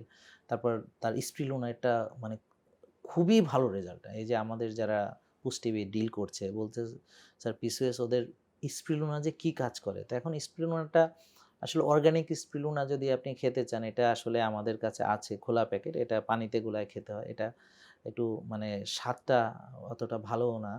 আর ঘ্রাণটাও একটু অনেকে নিতে পারে না। নিতে হ্যাঁ? পারে না। জি, তো কিন্তু যারা ১ম দিকে হয়তো পারেনি, কিন্তু ডাবের পানির সাথে মিশায়ে খেলে কিন্তু অনেক মজাই মজা লাগে। লাগে। জি, স্যার। তো এখন এইটা যারা পেরেছে, হুম, ১ম এ হয়তো ভালোবাসেনি, পরে অনেক ভালোবেসেছে। জি, আর খুব বেশি ভালোবাসতে হবে না, একটু মানে সুস্থ হবো মনে করে কপাত করে খেয়ে নিতে খেতে হবে। হবে। জি, তারপর হচ্ছে হলুদ, টারমারিক, জি, খুবই ইম্পোর্টেন্ট এটা। আমরা বলি ওদেরকে কোকোনাট অয়েল ১ চামচ এবং একটু কুসুম গরম পানি, অনেকেই বুঝে না। কুসুম গরম মানে অনেক গরম না, ডিমের কুসুমের মতো গরম, মানে একটু গরম, খুবই কম জি, গরম, হ্যাঁ? তো এই কম গরম পানিতে সে একটু হলুদ, ওই অর্গানিক হলুদ হতে হবে। ওই যেটা আমাদের কাছে আছে, হ্যাঁ? অর্গানিক হলুদ এবং সাথে কার্কুমিন থাকতে হবে। নাহলে এবং পিপারিন সাথে থাকতে হবে। মানে দুটো মিলে হয়। মানে কার্কুমিন অ্যান্ড পিপারিন। মানে গোলমরিচের নির্যাস যেটা। জি, মানে কার্কুমিনটা হচ্ছে হলুদের কম্পোনেন্ট আর পিপারিনটা হচ্ছে গোলমরিচের গোলমরিচ। জি, কম্পোনেন্ট। এটাকে বলে ফাংশনাল ফুড, হ্যাঁ? জি, আর এই যে ফাংশনাল যে বায়ো অ্যাক্টিভ ইনগ্রেডিয়েন্টস, এগুলোকে বলে বায়ো অ্যাক্টিভ ইনগ্রেডিয়েন্টস। তো আমি যদিও মেডিকেল টার্ম ব্যবহার করতে চাচ্ছিলাম না, মানে তারপরেও একটু বলা। তো এইটা, তারপর যেমন ধরেন চিয়া সিড, তার ফাইবারের ইয়েটা মেটাতে হবে। তারপর বুলেট কফি, অনেকে তখন তো আর ভাত খাচ্ছে না, রুটি, ফল, দুধ খাচ্ছে না, তো এনার্জি তার ঘাটতি হয়। বুলেট কফি খুবই ইম্পোর্টেন্ট। তো এখানে এমসিটি থাকে, হ্যাঁ? কোকোনাট অয়েল থাকে, ঘি থাকে। তো এইটা আবার যারা মজা পায় তরুণ প্রজন্মের, ওরা কিন্তু খুবই পছন্দ করে। খুবই পছন্দ করে। বুলেট কফি খেলে ওর দেখা গেল সারাদিন ও কাজ করতে পারতেছে। কোনো সমস্যা হচ্ছে না। তো এই জিনিসগুলো তাকে, আরো আছে অনেক কিছু আরো যেটা আছে। জি, হচ্ছে আমাদের ডাক্তার পুষ্টিবিদের সরাসরি পরামর্শে যেমন তার ভিটামিন ডি হয়তো সাপ্লিমেন্টেশন লাগতে পারে। তারপর তার গাট হেলথ এর জন্য প্রোবায়োটিক্স লাগতে পারে। তার কফি এনেমা লাগতে পারে। ডিটক্সিফিকেশন জি, এগুলো অনেক কিছু আছে। কিন্তু এটা তো ধাপে, ধাপে হবে। ধাপে, ধাপে। তা ১ম হচ্ছে যে সে ওই খারাপ খাবার খেলো না, ভালোটা খেলো এই খাবার। খাবার এইভাবেই খাবে। এখন ১ম এই সে কম খাবে না।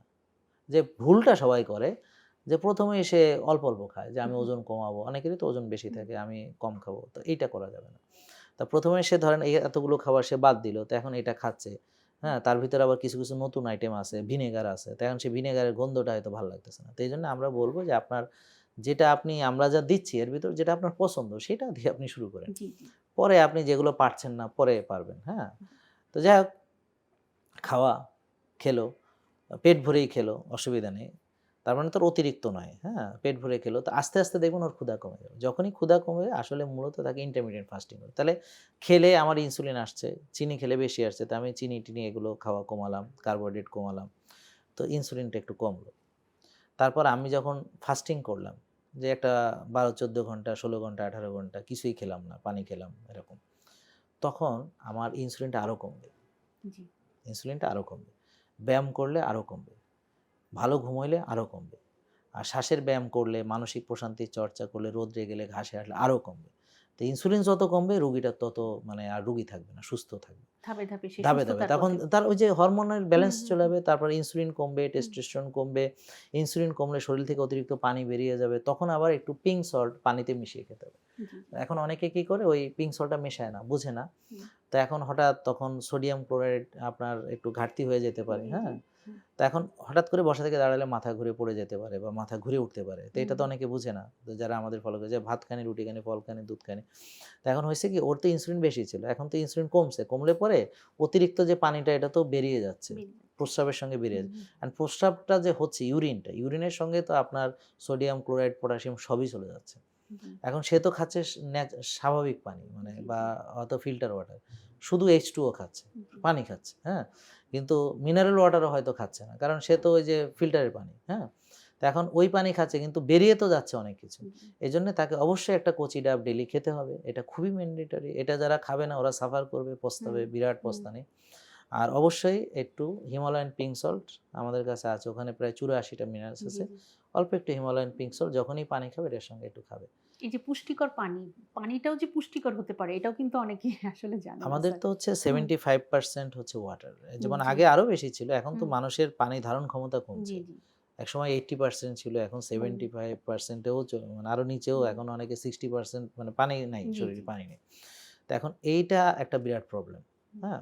আমরা এটা বুঝি না। হুম, তো এখন পানিটা হচ্ছে যে আমরা ধরেন যদি ফিল্টার না করে খাই তাহলে তো আজকেই আইসিডিডিআরবিতে যাইতে হবে। হ্যাঁ? হুম, ডায়রিয়া হয়ে বুঝতে পারছেন? হুম, বা আপনার টাইফয়েডও হতে পারে। এখন আমাকে ফিল্টার করাই খেতে হচ্ছে। হুম, এখন আমরা যে আরও সিস্টেম রিভার্স অসমোসিস যে ফিল্টার করি, হুম, এতে একদম ডিস্টিল ওয়াটারের মতো পানি। জি, এখানে কিন্তু কিছুই না। H2O আর কিছু নাই। কিন্তু হুম, আমাদের তো মিনারেল ওয়াটার মানে যেগুলোতে সবকিছু থাকবে, অনেক খনিজ খনিজ উপাদান থাকবে। থাকবে, হুম, এগুলো থাকবে। এগুলো তো আমাদের পাচ্ছি না। হুম, তো এইজন্য আমরা কি করব ডিটক্স ওয়াটার আমার ভিডিওটা প্রিয় দর্শক হুম। কষ্ট করে দেখবেন। এখানে তো বানিয়ে দেখা সম্ভব স্যারের না। অনেক ভিডিও আছে, প্রায় হ্যাঁ, হ্যাঁ, ৩২ হ্যাঁ, টা ভিডিও হ্যাঁ, আছে। ৩২০০ এরও বেশি হয়ে ৩২০০, গেছে। হুম, তো এখন ওই যে ওই ডিটক্স ওয়াটার কি করে বানাতে ভেরি সিম্পল। আর হুম, YouTube এ আরো কত ভিডিও হুম, আছে হুম, ডিটক্স ওয়াটারের।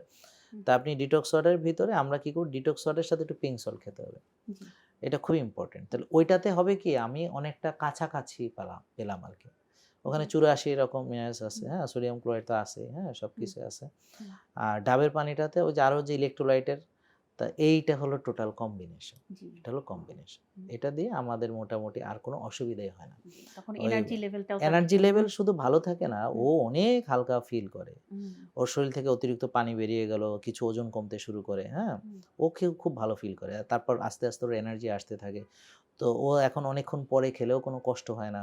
তো এইভাবে সে যতটা কমফোর্টেবল আস্তে, আস্তে স্পেসিং করবে খাবারটা। হুম, এই সময় তো ওই যে ফাস্টিং এর মাধ্যমে তার ওই যে ইনসুলিন কমবে। তারপর হচ্ছে তার যে টক্সিসিটি সেলুলার সেটা কমবে। তারপর ফাস্টিং এর মাধ্যমে তার ওই যে মানে ইনফ্লামেশন কমবে। জি, ফাস্টিং এর মাধ্যমে তার ওই যে সেলুলার যে ওভারলোড ছিল ফ্যাট সেটা বার্ন হবে। তাহলে কি হলো? তাহলে তো তার সবই ভালো হয়ে যাচ্ছে, তাই না? হুম, হুম, এখন সে যদি ব্যায়াম করে এবং ১ম দিকে না পারলেও পরে এরপরে ব্যায়াম এড হবে। কিভাবে? সে কি করবে? ওই যে যদি রোজা রাখে ইফতারের আগে ব্যায়াম করবে। সামনে জি, তো রমজান জি, আসতেছে, সো এটা রমজান, খুব হ্যাঁ। ইম্পোর্টেন্ট। অনেকের এটা একটা ভুল ধারণা আছে স্যার যে রোজা রেখে ব্যায়াম করব, আমি তো এনার্জি লেভেল হারিয়ে হ্যাঁ, ফেলবো। এটা হচ্ছে কারা? হ্যাঁ, এনার্জি লেভেল হারাবে কারা? হুম, যাদের ইনসুলিন বেশি। হুম, ওরা যদি রোজা রাখে, হ্যাঁ? হুম, ধরেন সেহরিতে তো খুব একটা খাবে হুম, সিরিয়াস। হুম, তারপরে কোনরকম ১২ ঘন্টা পরে সিরিয়াস একটা ইফতার করবে, হ্যাঁ? হুম, তো ও কিন্তু ওর ফ্যাটটা বার্ন করতে পারে না এর ভিতরে। আর হচ্ছে ওর তো ইনসুলিন বেশি। ও তো খাইছে ওরকম খাবার। মানে ইনসুলিন বেশি ছিল। ওই ইনসুলিন বেশি এখন যদি সে ধরেন অনেক ওই সময় ব্যায়াম করতে যায় তো মাথা ঘুরে পড়ে যাবে। ওর তো ইনসুলিন বেশি। বুঝতে পারছেন? তো সুগার ফল করে যাবে তার। হুম, বেশি হুম, ধরেন আপনার একটা প্রিয় দর্শক বোঝানোর জন্য ধরেন একটা ইনসুলিন দেয় এমন রোগী। হুম, হ্যাঁ? তাহলে যে ইনসুলিন ব্যবহার করে সে ইনসুলিন দিল কিন্তু খেলো না। হুম। ১৫, ২০, ৩০ মিনিট। এরপরে সে সে মাথা ঘুরে পড়ে যাবে। পড়ে যাবে। জি, কেন? হাইপোগ্লাইসেমিয়া। হুম, তো এখন ওর তো ইনসুলিন বেশি না। হুম, এজন্য তো সে বারবার খেতে হবে। এখন তো ইনসুলিন বেশি। এখন সে খালি পেটে যদি ব্যায়াম করে মাথা ঘুরে পড়ে যাবে। বুঝতে পারছেন? তো এজন্য আগে ইনসুলিন কমাতে হবে। আচ্ছা। যখন ইনসুলিন কমবে তখন সে খালি পেটে ব্যায়াম করলে কি হবে জানেন? ওর ভিতরে জমে থাকা চর্বি যেটা কোষে ওভারলোড করছে ওইটা বার্ন হবে। এবং এর আচ্ছা। সঙ্গে কিন্তু ফ্যাটি লিভারও জড়িত। নেক্সট প্রোগ্রামে আমরা ফ্যাটি লিভার জি, করতে পারি। ঠিক আছে। ফ্যাটি লিভার নিয়ে করতে পারি। হুম, আসলে কি ওই ৬০-৭০ টা রোগের মূল কারণই এটা। যদিও আমরা আলোচনা PCOS নিয়ে করছি। হুম। কিন্তু সে হ্যাঁ, একই কিন্তু ঘুরে ফিরে এইটা যদি সে ইনসুলিন মানে খায়। তার হুম, ৬০-৭০ টা রোগ থেকে সে বেঁচে থাকবে। জি, জি, জি। হবে না, হ্যাঁ? হুম। তো যেটা বলছিলাম তো এরপরে সে ওই যখন সে আমি কি বলছি ব্যায়াম আগে বলিনি কিন্তু। আগে হুম, বলছি ও ফাস্টিং করলো। হুম, আমাদের তো ধাপ আছে। ধাপ আছে। এখন যদি সে আগেই ব্যায়াম করে খালি পেটে তো হুম, মাথা হুম, ঘুরে পড়বে। হুম, ও তো পারবে না। এজন্য হুম, কি বলছি? এজন্য বলছি যে সে আগে ফাস্টিং করলো, করে এখন সে দেখতেছে আমার তো এনার্জি পাচ্ছি। এনার্জি পাচ্ছে। তাহলে হুম, এখন সে সারাদিন খায় নাই, এনার্জি কোত্থেকে পাইতেছে? হুম, ওই ভেতরে সঞ্চিত যেটা লিভারে হুম, আছে, হ্যাঁ? হুম, বা কোষের ভিতরে আছে, হুম, হ্যাঁ? পেটে আছে, সাবকিউটেনিয়াস ফ্যাট আছে। হুম, তো ওই ফ্যাটটা সে ওই খালি পেটে এখন বার্ন করছে। এখন দেখেন সায়েন্সটা বলি এবার, হ্যাঁ? সায়েন্স হচ্ছে যখন আমি খালি পেটে থাকি সারাদিন এবং আমার ইনসুলিনও এখন কম আছে, তখন আমি ব্যায়াম করলে ফ্যাট বার্ন হবে। তাহলে আমাদের উদ্দেশ্য ফ্যাট বার্ন করা না? জি, ওজন কমানো উদ্দেশ্য, ফ্যাট বার্ন করার উদ্দেশ্য। তাহলে এটা হয়ে যাচ্ছে। আরো অনেকগুলো মজার ব্যাপার আছে। অটোফেজি অনেক বেশি হয়। যখন আমি এমটি স্টোমাকে ধরেন আমি রমজানে রোজা রাখলাম, ড্রাই ফাস্টিং, হ্যাঁ? হুম, রোজা মানে ড্রাই ফাস্টিং। প্রিয় দর্শক আস্তে, আস্তে আমাদের প্রোগ্রামগুলো দেখতে, দেখতে আপনারা ওয়াটার ফাস্টিং কাকে বলে, ড্রাই ফাস্টিং বা এই ব্যাপারে আমাদের অনেক ভিডিও আছে হুম, ওগুলোও দেখবেন। তো ড্রাই ফাস্টিং করলে এমনি আপনি যদি ওয়াটার ফাস্ট করেন অর্থাৎ পানি খেয়েছেন, কিছু খাননি, শুধু পানি জাতীয় খাবার খেয়েছেন বা এমন খাবার খেয়েছেন যেগুলোতে ক্যালোরি আসেনি। তাহলে ওয়াটার ফাস্টিং এর চেয়ে ড্রাই ফাস্টিং এ ৩ গুণ বেশি অটোফেজি হয়। আর যখন আপনি ওই ফাস্টিং অবস্থায় আপনি এক্সারসাইজ করবেন তা আরো অটোফেজি ত্বরান্বিত হয়। কি? অটোফেজি আবার কি স্যার? হ্যাঁ, সেটা যদি অটোফেজি মানে হ্যাঁ, সাধারণ অটোফেজি। মানুষদের জন্য। হ্যাঁ, হ্যাঁ, সরি আসলে অটোফেজি হ্যাঁ। জি, তো অটোফেজিটা হচ্ছে যে আমরা ধরেন যদি খাই, হুম, তো খাবারটা তো আমার ধরেন ব্যবহার হয়। কিছু হুম, ব্যবহার হয় না সেটা হুম, চর্বি হিসেবে জমা হয়। তারপর কোষে আবার কিছু টক্সিসিটি থাকতে হুম, পারে। আবার আমাদের যখন প্রোটিন সংশ্লেষণ হয় তখন কিছু ডিফেক্টিভ প্রোটিনও তৈরি হয়।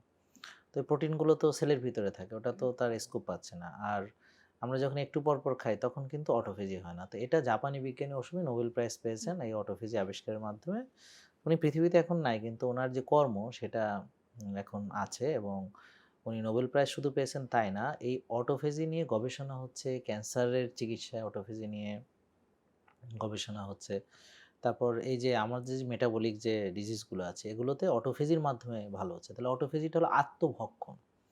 অর্থাৎ একটা কোষের ভিতরে যে জিনিসগুলো অপ্রয়োজনীয় বা যেটা ক্ষতিকর সেটাকে রিপ্লেস করা হয় একটা ভালো কিছু দিয়ে। জি, বুঝতে পারছেন? জি, তো মানে আত্মভক্ষণ এটাকে খেয়ে ফেলে যেটা ভালো না, তারপরে আবার সেটাকে রিপ্লেস করে ভালো কিছু দিয়ে। ধরেন একটা সেলের অর্গানের সাথে এমনকি একটা আস্ত সেলও হতে পারে যে একটা সেল ভালো না এটাকে নষ্ট করে আবার একটা ভালো সেল দ্বারা প্রতিস্থাপিত। এটাও হতে পারে। ওই সেলুলার যে টক্সিসিটি মানে ডিটক্সিফিকেশন হয়। আর হচ্ছে ওই যে প্রোটিনগুলো ডিফেক্টিভ ছিল এটাকে রিসাইকেল করা হয়। অর্থাৎ কি? যেমন ধরেন ভাঙা-চোরা গ্লাস থেকে আবার নতুন গ্লাস বানানোর মতোই। তো ওই যে যেগুলো ছিল ওগুলোকে বডি আবার নতুন করে ব্যবহারযোগ্য ভালো প্রোটিনে তৈরি করে। জি, ওটাকে নিয়ে, হ্যাঁ? রিসাইকেল করে। এখন তো অনেকে রিসাইকেল বুঝে। তাহলে এই ঘটনাগুলো ঘটে তখনই যখন আপনি কিছু খাচ্ছেন না। তো অনেকক্ষণ কিছু খাচ্ছেন না, অনেকক্ষণ কিছু খাচ্ছেন না, অনেকক্ষণ কিছু খাচ্ছেন না। তো বডি তো ১ম এ গ্লুকোজ ব্যবহার করে ফেলে। এরপর করে খাইছে, গ্লাইকোজেন ভাঙা শুরু করে। তো লিভারে গ্লাইকোজেন থাকে, মাসলে এখন গ্লাইকোজেন যখন ডিপ্লেট হয়, তখন সে খোঁজে কোথায় আর কি আছে। তখন সে ওই সঞ্চিত ফ্যাট ব্রেকডাউন করে। তারপর ওই যে প্রোটিন ওখান থেকে নিয়ে ওটাকে বলে যে, "এখন আমার কোথায় কি খাবার আছে?" এবার খোঁজা শুরু করছে। তখন ওরা যে দেখে এটা তো নষ্ট জিনিস, এটা তো আমার দরকার নেই, এটারে মারি ফেলো। তাহলে আচ্ছা, এখন তাকে আরেকটা ভালো জিনিস গঠন করো। তো এখন ওই যে এই প্রোটিন কিরে এটা কোত্থেকে? এখন দেখতে পাচ্ছে। এতদিন দেখে নাই কারণ তার প্রয়োজন হয় নাই। সে তো হুম, খাবার খুঁজতে বের হয় নাই। কারণ সে তো ৬ বেলা খায়। তো এখন তার তো আর খাবার খোঁজার দরকার নেই। সে এখান থেকে খায় আর ওখানে আবার জমায়। ব্যাপারটা বুঝতে পারছেন? তার মানে কি? মানে অটোফেজি হবে না যদি আমরা ৬ বেলা খাই বা জি, ৪ বেলা খাই। তাহলে অটোফেজি হওয়ার জন্যে কতক্ষণ সময় দরকার? এটা নিয়ে অনেক ডিবেট আছে। অটোফেজি কিভাবে হয়? এটার অনেক শর্ত আছে। কিন্তু এটা খুব ইম্পোর্টেন্ট। এটা আমাদের এই প্রোগ্রামের সঙ্গেও যায়। কারণ ইনসুলিন কমাতে হলে আমাদের অটোফেজি লাগবে। জি, কারণ ওর তো কোষের ভিতরে শুধু চর্বি জমা তা না। ওর তো ইনফ্লামেশন আছে, টক্সিসিটি আছে। তাহলে এই রোজা হচ্ছে অটোফেজি হবে। না খেয়ে থাকলে অটোফেজি হবে। তো এই অটোফেজিটা ত্বরান্বিত হয় যখন আমি ড্রাই ফাস্ট করি ৩ গুণ বেশি ওয়াটার ফাস্টিং এর চাইতে এবং যখন আমরা ব্যায়াম করব তখন এটা আরো অটোফেজি এবং ব্যায়াম করলে গ্রোথ হরমোন আরো বেশি রিলিজ হয়। বুঝতে পারছেন? ব্যায়াম করলে আবার আপনি জানেন যে এন্ডরফিন, এন্ডোক্যানাবিনয়েডস, হুম, ডোপামিন মানে এগুলো ভালো থাকার হরমোন। যেমন পার্সোনালি আমাকে যদি জিজ্ঞেস করেন আমি যদি খেলাধুলা যেদিন করি না ওদিন মন খারাপ থাকে। আজকে প্রায় 3-3.5 ঘন্টা গেছে, আজকে এমনি আমি অনেক ফুরফুরা, হ্যাঁ? আমার এমনি খুব ভাল লাগতেছে, হ্যাঁ? তো যেদিন আবার খেলি না ওদিন আবার ঘুমটাও অত ভালো হয় না। মানে ব্যায়ামটা যেদিন করি না তো আমার কাছে খারাপ লাগে। তো এটা হচ্ছে একটা কি বল ইউফোরিক একটা মোমেন্ট। খালি পেটে ব্যায়ামের কথা বলছি না, ওইটাই বলছিলাম। তো যাক, তো এখন এই অটোফেজি নিয়ে আরেকটু বিস্তারিত জানাই যে যদি কারো ইনসুলিন বেশি থাকে তার অটোফেজি হবে না। সে যতক্ষণ না খেয়ে থাকে। ইনসুলিন না কমা পর্যন্ত হবে না। কেন? কারণ ইনসুলিন তাকে ওই ফ্যাট বার্নিং করতে দিবে না। ইনসুলিন অটোফেজি হতে দেয় না। আচ্ছা, আপনার যদি সুগার বেশি থাকে, আপনার যতক্ষণ সুগার না কমছে আপনার অটোফেজি হবে না। আমার কথা বুঝতে পারছেন? তাহলে আপনার যদি কর্টিসল বেশি থাকে, আপনার যদি স্ট্রেস বেশি থাকে, হ্যাঁ? আপনার যদি ঘুম না হয়, বুঝছেন? তাহলে অটোফেজি হতে পারে না। তো এইজন্য একটা লোকের যদি অটোফেজি মানে সঠিকভাবে করতে চায়, তার ভালো যেমন ঘুম দরকার, তারপর তাকে মানসিক প্রশান্তির দরকার, আর হচ্ছে তার এই আরেকটা হলো প্রোটিন খাওয়ার সঙ্গে, সঙ্গে কিন্তু অটোফেজি বন্ধ হয়ে যায়। বিশেষ করে যেমন ধরেন আপনি সকালে কিছু খাননি, অনেকক্ষণ ধরে না খেয়ে আছেন। সে ফর এক্সাম্পল আপনি আজকে সারাদিন কিছু খাননি। তাহলে আপনি লাস্ট খেয়েছেন গতকাল ৬টার আগে ধরার জন্য। তো এখন বাজে হচ্ছে ৩টা ২০, হ্যাঁ? তাহলে অনেক ঘন্টা হলো না আপনি ধরেন কিছু খাননি। কথার কথা বলছি। তো এখনো আপনার দেখা গেল অটোফেজি চালুই হয়নি যদি আপনার ইনসুলিন বেশি থাকে বা আপনার যদি সুগার বেশি থাকে। বুঝতে পারছেন? হ্যাঁ? তো এখন ধরেন আপনার যদি ইনসুলিন কমাইছেন তখন কিন্তু আপনার অটোফেজি চালু। কারণ অটোফেজি চালু আছে কি না আছে বোঝার অনেক উপায় আছে। তো যাদের অটোফেজি চালু এরা না খেলেও শক্তিশালী। সারাদিন খায়নি তাও শক্তিশালী। যেমন আমি খালি পেটে ৩-৩.৫ ঘন্টা খেলছি, হ্যাঁ? সো আমার কোনো অসুবিধা হয়নি। অনেকে আছে এর ভিতর কলা খাচ্ছে, এই করতেছে, সেই করতেছে, খেজুর খাচ্ছে, হ্যাঁ? যারা ভালো হেলথি তাদের কথা বলছি। আর অনেকে তো কেক, কোক খাচ্ছে, পাউরুটি খাচ্ছে, ওগুলো আলাদা। তা এই হচ্ছে অটোফেজি, হ্যাঁ? তো এই অটোফেজি চালু না করে পিসিওএস থেকে ভালো হওয়া যায় না। তাহলে পিসিওএস থেকে ভালো হতে হলে তাকে মাস্ট অটোফেজি চালু করতে হবে। এবং যাদের পিসিওএস হচ্ছে তার একটা মূল কারণ হলো তার অটোফেজি বন্ধ। মানে বন্ধ মানে একদম বন্ধ না। মানে অনেকটা বন্ধ। ব্যাপারটা বুঝছেন? বডিতে কিন্তু এরকম না যে সব একসাথে চালু হয়, একসাথে শাটডাউন করে। তা অটোফেজি যদি বলি বন্ধ এটা নিয়ে কেউ ভুল ধরতে পারে, হ্যাঁ? তো আসলে ওরকম না যে একসঙ্গে শাটডাউন হয় তা না। বাট অনেক ক্ষেত্রে বন্ধ। কারণ হচ্ছে কি ওর তো ইনসুলিন বেশি। এইজন্যে। তো যাদের ডায়াবেটিস তাদের অটোফেজি বন্ধ থাকে। যারা ৬ বেলা খায় তাদের অটোফেজি, যারা একটু পর, পর খায় তাদের অটোফেজি বন্ধ। তাহলে একমাত্র অটোফেজি হয় যদি আপনার ইনসুলিন কমাতে পারেন, তারপরে আপনার স্ট্রেস কমাতে পারেন, ঠিক আছে? তারপর হচ্ছে যে আপনি এই গ্লুকোজ লেভেল কমাতে পারেন, ঠিক আছে? এগুলো। তা আর এগুলো সব যখন আপনার থাকবে এবং আপনি যখন অনেকক্ষণ না খেয়ে থাকবেন তারপর গিয়ে অটোফেজিটা আপনার আস্তে, আস্তে হবে। ঠিক আছে? এইটা। তো যে উদাহরণটা দিচ্ছিলাম, ধরেন আপনি সারাদিন এখন কিছু খাননি। খেয়ে এখন আপনি যদি ডিম খান, অটোফেজি স্টপ হয়ে যাবে সাথে, সাথে। এখন আমাদের যেমন সবসময় অটোফেজি চালু রাখারও দরকার নেই।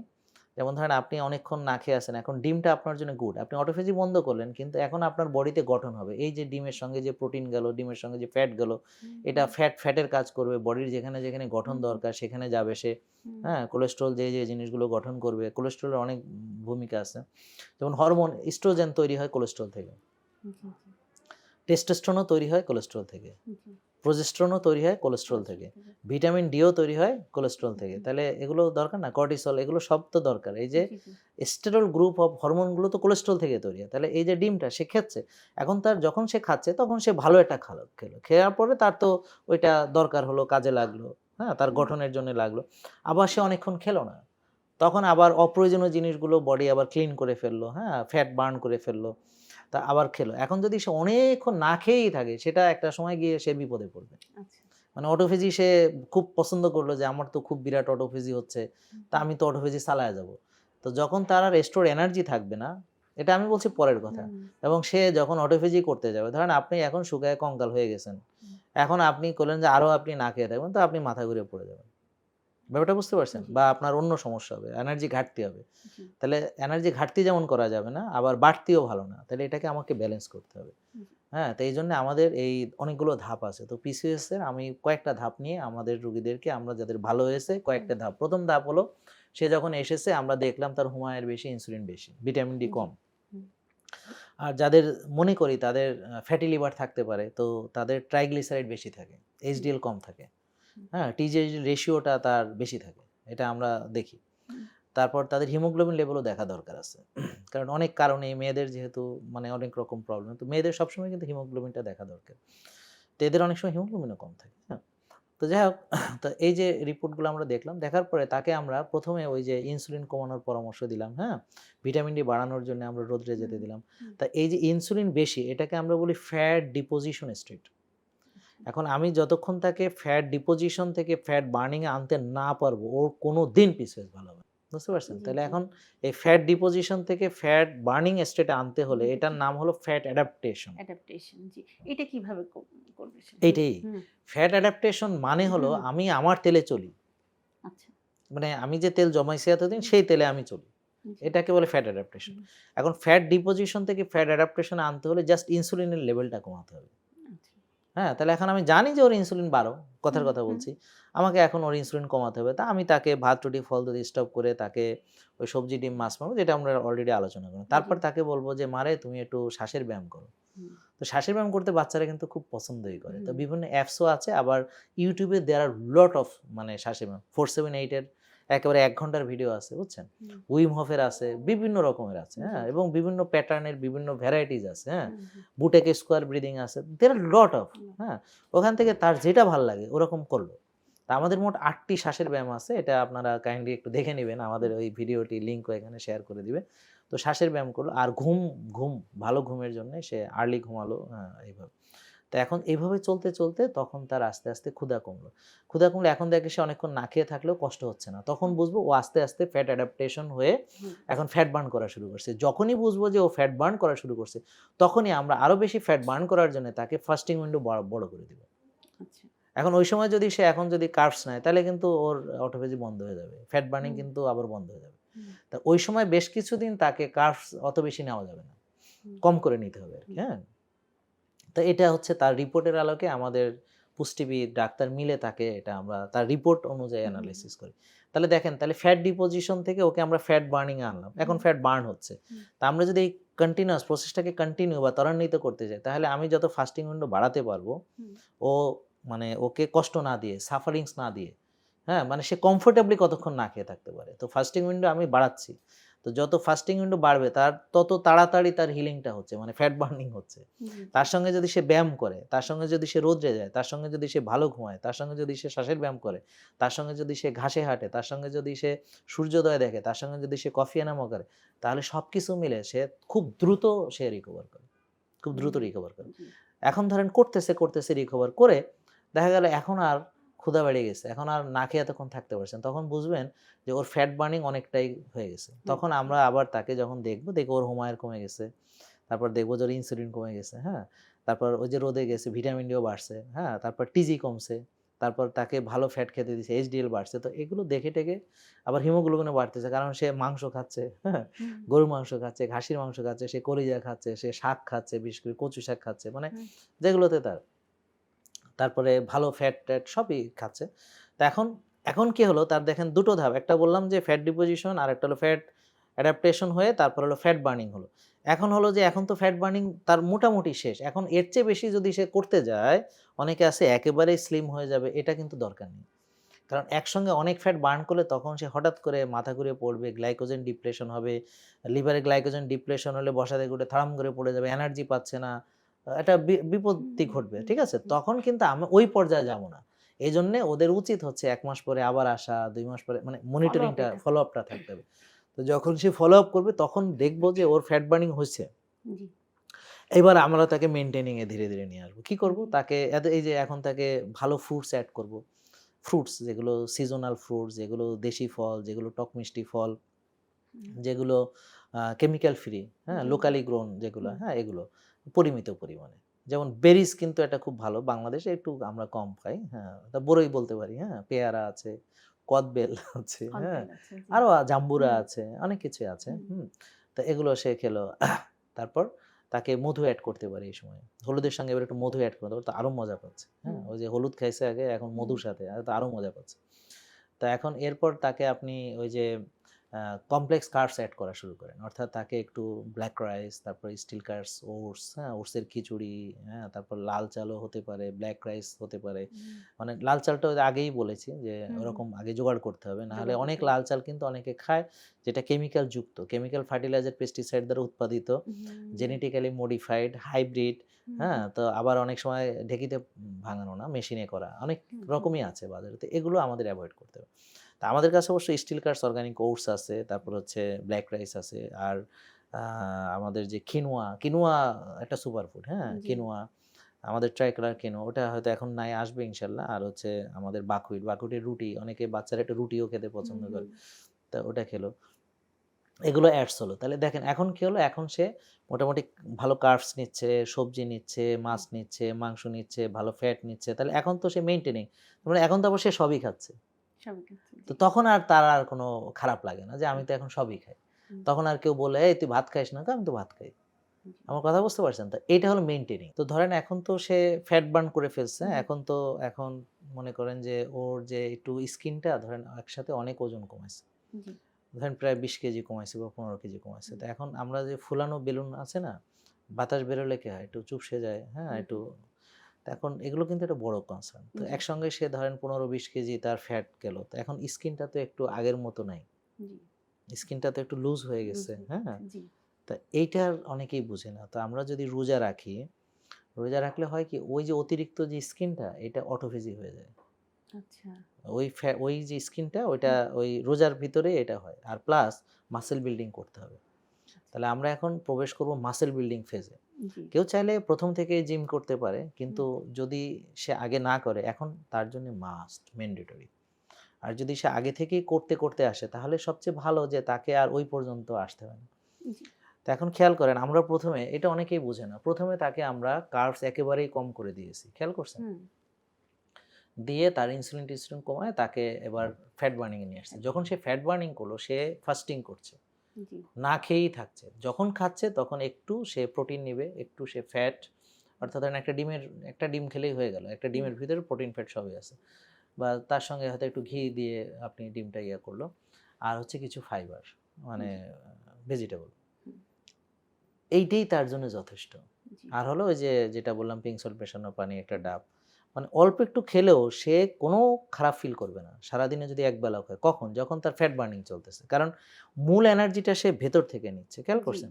তাহলে এখন সে কি করছে? ১ম দিকে কিন্তু রেস্ট্রিকশন দেই নাই। হুম, যতক্ষণ ক্ষুধা ছিল বলছি তুমি খাও যত খুশি। সে হয়তো ৬ টা ডিম খেলো, খাও তুমি ৬ টা ডিম। যদিও বলতেছি কথার হুম, কথা, হুম, এত তো ডিম কেউ খায় না। হুম, ধরেন সে খাইলো মনে করেন হুম, ৬ টা, বা মাংস খাইলো, হুম, সব খাইলো। ঠিক হুম, আছে? দেখবেন যে কয়েকদিন পরে ক্ষুধা চলে গেছে। কারণ ইনসুলিন কমে গেলেই ক্ষুধা কমে যাবে। হুম, যখনই ক্ষুধা কমবে তখনই বুঝবো আমার ওর অটোফেজি চালু হচ্ছে, ফ্যাট বার্নিং শুরু হচ্ছে। তখন আমরা তাকে অনেক, তাহলে দেখেন একটা পর্যায়ে আমি তাকে কিছু কার্বস, সামান্য একদম কার্বস দিলামই না মনে করেন। তাকে শাকসবজি, ডিম, মাংস বেশি করে খাইতে দিলাম অনেক। এরপরে আমরা সব খাবার কমাইয়া অল্প একটু খাবার আর না খেয়ে থাকার ভিতর নিয়ে আসলাম। এই হুম, সময় কিন্তু তার খরচও অনেক কম। জি, হ্যাঁ? সে কিছুই খেলো না, অল্প খেলো। হুম, এখন যখন সে ওই যে ফ্যাট বার্নিং হলো, এবার তাকে কি করব? প্রোটিন বাড়াতে হবে। হুম, তার ওজনের 1.5 টু 2 গ্রাম, বা মেয়ে তো আপনি হুম, ধরেন 1.5 গ্রাম বা 1 থেকে 1.5 বা 1.6 গ্রাম পার কেজি বডি ওয়েট। আচ্ছা, ঠিক আছে? হুম, ছেলে হলে তো 2 গ্রাম পর্যন্ত আমরা নিয়ে হুম, যাব। তো এই প্রোটিনটা খেতে হবে। অর্থাৎ দেখা গেল সে যদি ৬০ কেজি হয় প্রায় ৯০ গ্রাম প্রোটিন তার খেতে হবে। তাহলে জি, দেখেন এখন হচ্ছে মাসল বিল্ডিং তাকে খাবার দিচ্ছি আমরা। তাহলে এইটাকে আমি ১ম এ ফ্যাট অ্যাডাপ্টেশন করালাম, হ্যাঁ? তারপর তাকে কার্বস রেস্ট্রিকশন দিলাম। তারপর হুম, আমি এখন কার্বস এড করলাম একটু, সাথে আমি প্রোটিন বাড়ায় দিলাম। জি, ফ্যাট নরমাল ভাবে থাকবে, হ্যাঁ? তো এখন এটা তাহলে একই লোক কয় রকম খাবার খাচ্ছে, খেয়াল করছেন? জি, এই পর্যায়গুলো আমরা আমরা ভাগ করছি হচ্ছে তার রিপোর্টের আলোকে। জি, যখন তার হোমায়ের বেশি ছিল, ইনসুলিন বেশি ছিল, হ্যাঁ? হুম, পিসিওএস এর যেটা মূল কারণ, সেটা থেকে যখন আমরা ইনসুলিন কমানোর প্রয়োজন পড়ল, তখন আমরা কার্বস কাট করলাম। জি, করে এরপর যখন তার ফ্যাট বার্নিং দরকার হলো, আমি হুম, তাকে ফাস্টিং এড করলাম, খাবারের পরিমাণ মানে ক্যালোরি রেস্ট্রিকশন ও দিলাম, হুম, আর হচ্ছে তাকে ফাস্টিং ও দিলাম, দুটোই দিলাম। ক্যালোরিও রেস্ট্রিকশন, মানে তাকে খুব কম খাওয়াচ্ছি আর সারাদিন না খেয়ে আছে। তাতে এনার্জি পাচ্ছে কারণ সে ভেতরেরটা বার্ন করছে। এই গেল। যাওয়ার পরে এরপরের যে ধাপ, এই ধাপটা কিন্তু জাহাঙ্গীর কবিরের। এটা কিন্তু পৃথিবীর অন্য কেউ এটা জি বিশ্লেষণ করে এখন পর্যন্ত এটা অন্য কেউ এভাবে দিতে পারেনি। এই যে জি ধাপগুলো আমার করা, জি জি এবং এই ধাপগুলোর পরে কোনটা কখন স্টেজ হবে, জি। হ্যাঁ, এটা আমরা কিভাবে টেস্টের সঙ্গে অথবা হোমায়ারের সঙ্গে ইনসুলিনের সঙ্গে আমরা রিলেট করছি, হ্যাঁ, স্যার এই এটাই পর্যায়ে মানে ইউনিক। খুব কৃতজ্ঞতা সহকারে বলতে হচ্ছে যে পিসিও কিন্তু আমরা যখন প্রতিরোধ করতে যাব বা প্রতিকার করতে যাব তখন কিন্তু সম্মিলিত উদ্যোগ দরকার। জি, পরিবার, হ্যাঁ, সমাজ, হ্যাঁ, রাষ্ট্র। ঠিক। পরিবার, বাবা-মার আমরা আলোচনা করলাম। এরপর সমাজ যারা তাদেরও প্রতিবেশী এটা আছেন শুনবে, তাদেরকেও তারা শুনবে, শুনবে হ্যাঁ। এবং রাষ্ট্র। রাষ্ট্রের কিছু মানুষ যারা knowledgeable মানুষ আমাদের আছেন, এমন যারা লোককে ভোট দিতে মানবিক হবে, আছেন হ্যাঁ, এমন লোককে ভোট দিতে হবে যারা মানে মানুষকে ওষুধ জি, মুক্ত জি, জি, করতে জি, চায়, তাই জি, তো? জি, জি, আচ্ছা, স্যার। ঠিক আছে। মানে আপনি এই যে এইরকম একটা মেডিকেল সিস্টেম অ্যারাইজ করছেন স্যার, এটা তো আসলে আনবিলিভেবল। মানে আমরা যারা আমাদের যারা পেশেন্ট আছেন, হুম, তারা তো এই বিষয়গুলো জানতেও পারতেন না, মূল কারণটাও জানতে পারতেন না। না। নিজেকে হিল করারও তারা বোন, মেন্টালিটি আপনি আসতো মন না। খারাপ করবেন না। ডাক্তাররাও এটা এভাবে জানে না। Believe me. আপনি কথা বলে দেখতে পারেন। জি, জি, আপনার অনেক বন্ধু-বান্ধব ডাক্তার আছে, তাদের সাথে কথা বলেন যে ওরা এই ধাপগুলো বলতে পারে কিনা? পারবে না। জি, জি, কারণ এটা কোথাও পড়েনি তো। এটা তো এটা ধাপগুলো তো আমার করা। জি, জি, জি, হ্যাঁ? তা এই প্রসিডিউর এর ভিতরে আমরা যাই। তাহলে এখন কি জি, হলো, তাকে আমরা মাসল বিল্ডিং দিব। মাসল জি, বিল্ডিং এ সে এখন প্রোটিন বাড়ায় দেব। জি, দিয়ে এখন সে মাসল বিল্ড করছে। অর্থাৎ কি, ওজন নিয়ে ব্যায়াম করবে। তারপরে ধরেন হিসাব করে দিলাম ৯০ গ্রাম প্রোটিন খাবে, জি, ৮ ঘন্টা ঘুমাবে। তখন তার যখন মাসলটা বিল্ড হবে তো স্কিন টান হবে। হুম, একদম তখন চেহারা ঝকঝক করবে। হুম, তার শক্তি লাগবে, ভালো লাগবে, হ্যাঁ? হুম, এরপরে আমরা তাকে এইটাকে অন অ্যান্ড অফ, অর্থাৎ মাসল বিল্ডিং হচ্ছে। এখন সে কিন্তু প্রোটিন খাচ্ছে, এখন সে ভালো কার্বস খাচ্ছে, এখন সে ফ্যাট খাচ্ছে। এভাবে সে চলবে। এখন চলতে দেখলো কি তার আবার একটু ওজন বেড়ে গেছে বা আবার হুম, একটু চর্বি জমছে। আবার সে একটু ফাস্টিং করে ফেললো, কমায় ফেললো। অ্যাডজাস্ট হয়ে যাচ্ছে। জি, তা আবার ধরেন সে দেখলো যে রেগুলার ভাত খাচ্ছে, তার একটু ওজন বেড়ে যাচ্ছে। তাহলে সে কার্ব স্পেসিং করলো। সপ্তাহে ৪ দিন খাইলো, ৩ দিন খাইলো না, ২ দিন খাইলো বা ৫ দিন খাইলো। এটা সে তার মতো করে কার্ব স্পেসিং করে নিতে জি, পারে। মানে জি, জি, তার যদি মনে করে। অথবা সে রোজা রেখে পোষাইতে পারে। অথবা সে ব্যায়াম বাড়াইয়া পোষাইতে পারে। তার জন্য যেটা সুবিধা হয়। জি, জি, তাহলে দেখেন, তা এইভাবে আমরা তাকে মনে করেন একটা লাইফ স্টাইল। তাহলে জি, এখন যদি আপনি অসাধারণ। বলেন যে এটা কিটো, তাহলে এখন তো আমি ভাত খাই। এখন না, আমি তো কিটোতে নাই। জি না, কথার কথা বলছি। না, ধরেন এটা আপনি সাময়িক বললেনই যে সময়ের এটা জন্য কিটো। কিটো, সাময়িক সময়ের জন্য। হ্যাঁ, কিটো তো হুম, মাস্ট। কিন্তু হুম, ওটা তো হচ্ছে আমরা ওই যে ইনসুলিন কমানোর তো আর কোনো উপায় নেই। না। আপনি ইনসুলিন কমাতে হলে অবশ্যই আপনাকে কার্বস তো বাদ দিতে এখানে হবে। এই যে আপনি বললেন স্যার কিটো এবং হুম। ইনসুলিন কমানোর আর কোনো উপায় নেই। এটা করতে যেয়ে কি অনেকের ধারণা আরকি অন্য কোনো অর্গানের ক্ষতিগ্রস্ত হবে হ্যাঁ, বা এরকম কিছু এটা যারা ধারণা জানে বলে না, হুম, হ্যাঁ, যারা জানে না হুম, তাদের জন্যে তো এটা ক্ষতি হতে পারে। কিরকম? হুম, ধরেন ওই যে বললাম সে পানিতে লবণ মেশায়নি। হুম, এবার আবার আরেকটা জিনিস হচ্ছে সে ভাত, রুটি, ফল, দুধ বাদ দিছে। হুম, কিন্তু ওদিকে এমসিটি খাচ্ছে না, ঘি খাচ্ছে না, গুড ফ্যাট খাচ্ছে না। একদল আছে তারা ফ্যাটও ভয় পাইছে এতদিন। হুম, হুম, যদিও ওই যে স্যাচুরেটেড ফ্যাট হুম, ভয় হুম, পাইছে। হুম, কুসুম ফালায় দিয়ে ডিম খায়। তো হুম, দেখা গেল সে আ মানে ভাত, রুটি, ফল, দুধ বাদ দিয়েছে। ঠিক হুম, আছে? হুম, এতটুক। কিন্তু সে ওই প্রসেসড খাবার খাচ্ছে, হুম, অথবা সে ধরেন প্রসেসড মিট খাচ্ছে, হুম, অথবা সে সয়াবিন তেল খাচ্ছে, সাদা মানে ওই সরি ভাত তো না, সবজি হয়তো চাষের সবজি খাচ্ছে, চাষের ডিম খাচ্ছে, চাষের মাছ খাচ্ছে, চাষের মাংস খাচ্ছে। জি, জি, এখন জি, আপনি বলেন ক্ষতিগ্রস্ত হবে কিনা? জি, তারপর অবশ্যই। হয়তো সে ফল বাদ দিয়েছে, ওদিকে ডাবের পানি এড করেনি। জি, আবার মনে করেন যে সে পানিতে লবণ মেশাচ্ছে না। তো এখন জি, হবে? জি, জি, স্যার। আচ্ছা, এরপর ধরেন সে হলো না। কিন্তু ও তো আর টেস্টও করায় নাই, জানেও না হোমায়ার কত। হুম, তারপর সে তো ধাপ বুঝে না। কখন তাকে মেইনটেনিং এ আসতে হবে সে তো জানে না। তো এখন সে দেখা গেল কয়েক মাস ধরে আর ভাত খায় না। হুম, এভাবেই চলতেছে। তো তার পরিণতি কি হবে? কখন তাকে থামতে হবে সে কি জানে? জি, এবার বুঝতে পারছেন? জি, তো স্যার। এইজন্যে আগে জানুন আম তারপর মানুন। জি, এই কারণে আমরা বলছি যে স্বাস্থ্য জ্ঞানের আলো ঘরে, ঘরে জ্বালো। ঘরে, ঘরে এই চলে। জ্ঞান ছাড়া কিছু করা যাবে না। ল্যাক অফ হেলথ নলেজ এইটাই তো আমাদের মূল মানে আমাদের নলেজ একদম না ধ্বংস থাকলে তো করে আপনি দিয়ে সাফার যাচ্ছে। করবেন। জি, জি, জি নলেজ না স্যার। থাকলে সাফার সো করবেন। এই যে এটা বলছিলাম যে পরিবার, সমাজ, রাষ্ট্র হ্যাঁ। আমরা সম্মিলিতভাবে এই ৩ জনের যুগলবন্দী কিন্তু আমাদেরকে এই বোনদেরকে এই পিসিওডির মতো কালো ছায়া থেকে সরিয়ে আনতে পারে জি, স্যার। এবং এটা রাষ্ট্রের কথা আমি বলতে হুম, পারব না। তবে এটুক বলতে চাই যে প্রিয় ডাক্তারগণ, আমার কলিগগণ, আপনারা একটু যদি কষ্ট করে আমাদের এই ভিডিওটা দেখতেন। আ জীবনে তো অনেক সময় অনেক কিছু করেছেন। এটা যদি আপনি দেখতেন বা আপনারা যারা দেখছেন তারা যদি তার কোনো ডাক্তার বন্ধু-বান্ধবী বা আত্মীয়স্বজন তাদেরকে একটু জোর করে অন্তত এই সাবজেক্টে যারা ডিল করছেন, যেমন আপনার বান্ধবী আছেন, জি, হ্যাঁ? উনাকে যদি ভিডিওটা দেখাতেন। তা আপনাদের প্রতি আকুল আবেদন, আপনারা সবাই মিলে যদি আমাদের এই পরামর্শগুলা সকল যারা সাফার করছে পিসিওএস তাদেরকে দেন, দেশের না একটা বড় উপকার হবে। রাষ্ট্র কখন কি করবে রেভলিউশন। এটা তো আমরা এখন বলতে পারছি না, এটা তো আমাদের হাতে নেই। বাট আমাদের ডাক্তারগণও যদি এই পরামর্শগুলা, না, ডাক্তারগণ তো সমাজেরই অংশ আমাদের। তো এই যে আমাদের সমাজে তো নাগরিক, তারা দেশের নাগরিক। জি তাদের বোন, তাদের তারা যদি আমাদেরকে সবাইকে, আমাদের যারা বোনরা আছেন, তাদেরকে এই ধরনের নলেজ গুলা দেন এবং তাদের আর কাছে যদি যে না পেশেন্ট দেন গুলা তাইলে কি হয় আমি বলি, জি, মানে মানে কেন দিতে হবে? যদি জি, না দেয়, না জি, দিলে হবে কি আপনারা কিন্তু রুট কজটা আপনি দেখছেন না। জি, জি, জি। যেমন আপনি যেমন ধরেন ব্লাড সুগার হয়তো করান, কিন্তু হুম, ইনসুলিন লেভেলটা কত থাকা দরকার, হুম, হ্যাঁ? ৭ এর নিচে বা ৪-৫, তারপর হুম, হোমায়ারটা খুব দরকার, হুম, হ্যাঁ? ভিটামিন ডিটাও দরকার। তো জি, আবার টিজি বেড়ে গেলে সেটাও প্রবলেম, হুম, এইচডিএল কম থাকলেও হুম, প্রবলেম। তো আমরা এই জিনিসগুলো হুম, যদি আপনি ওকে এগুলো না করান বা এই যে আমরা যে পদ্ধতি বললাম, হ্যাঁ? হুম, এই পদ্ধতিতে না আনেন, তাহলে কি হবে? আপনি হয়তো ওষুধ চালিয়ে যাবেন, ওষুধ বাড়িয়ে যাবেন, কিন্তু রুট কজ ঠিকই থাকবে। তো সাফার করছে তারা।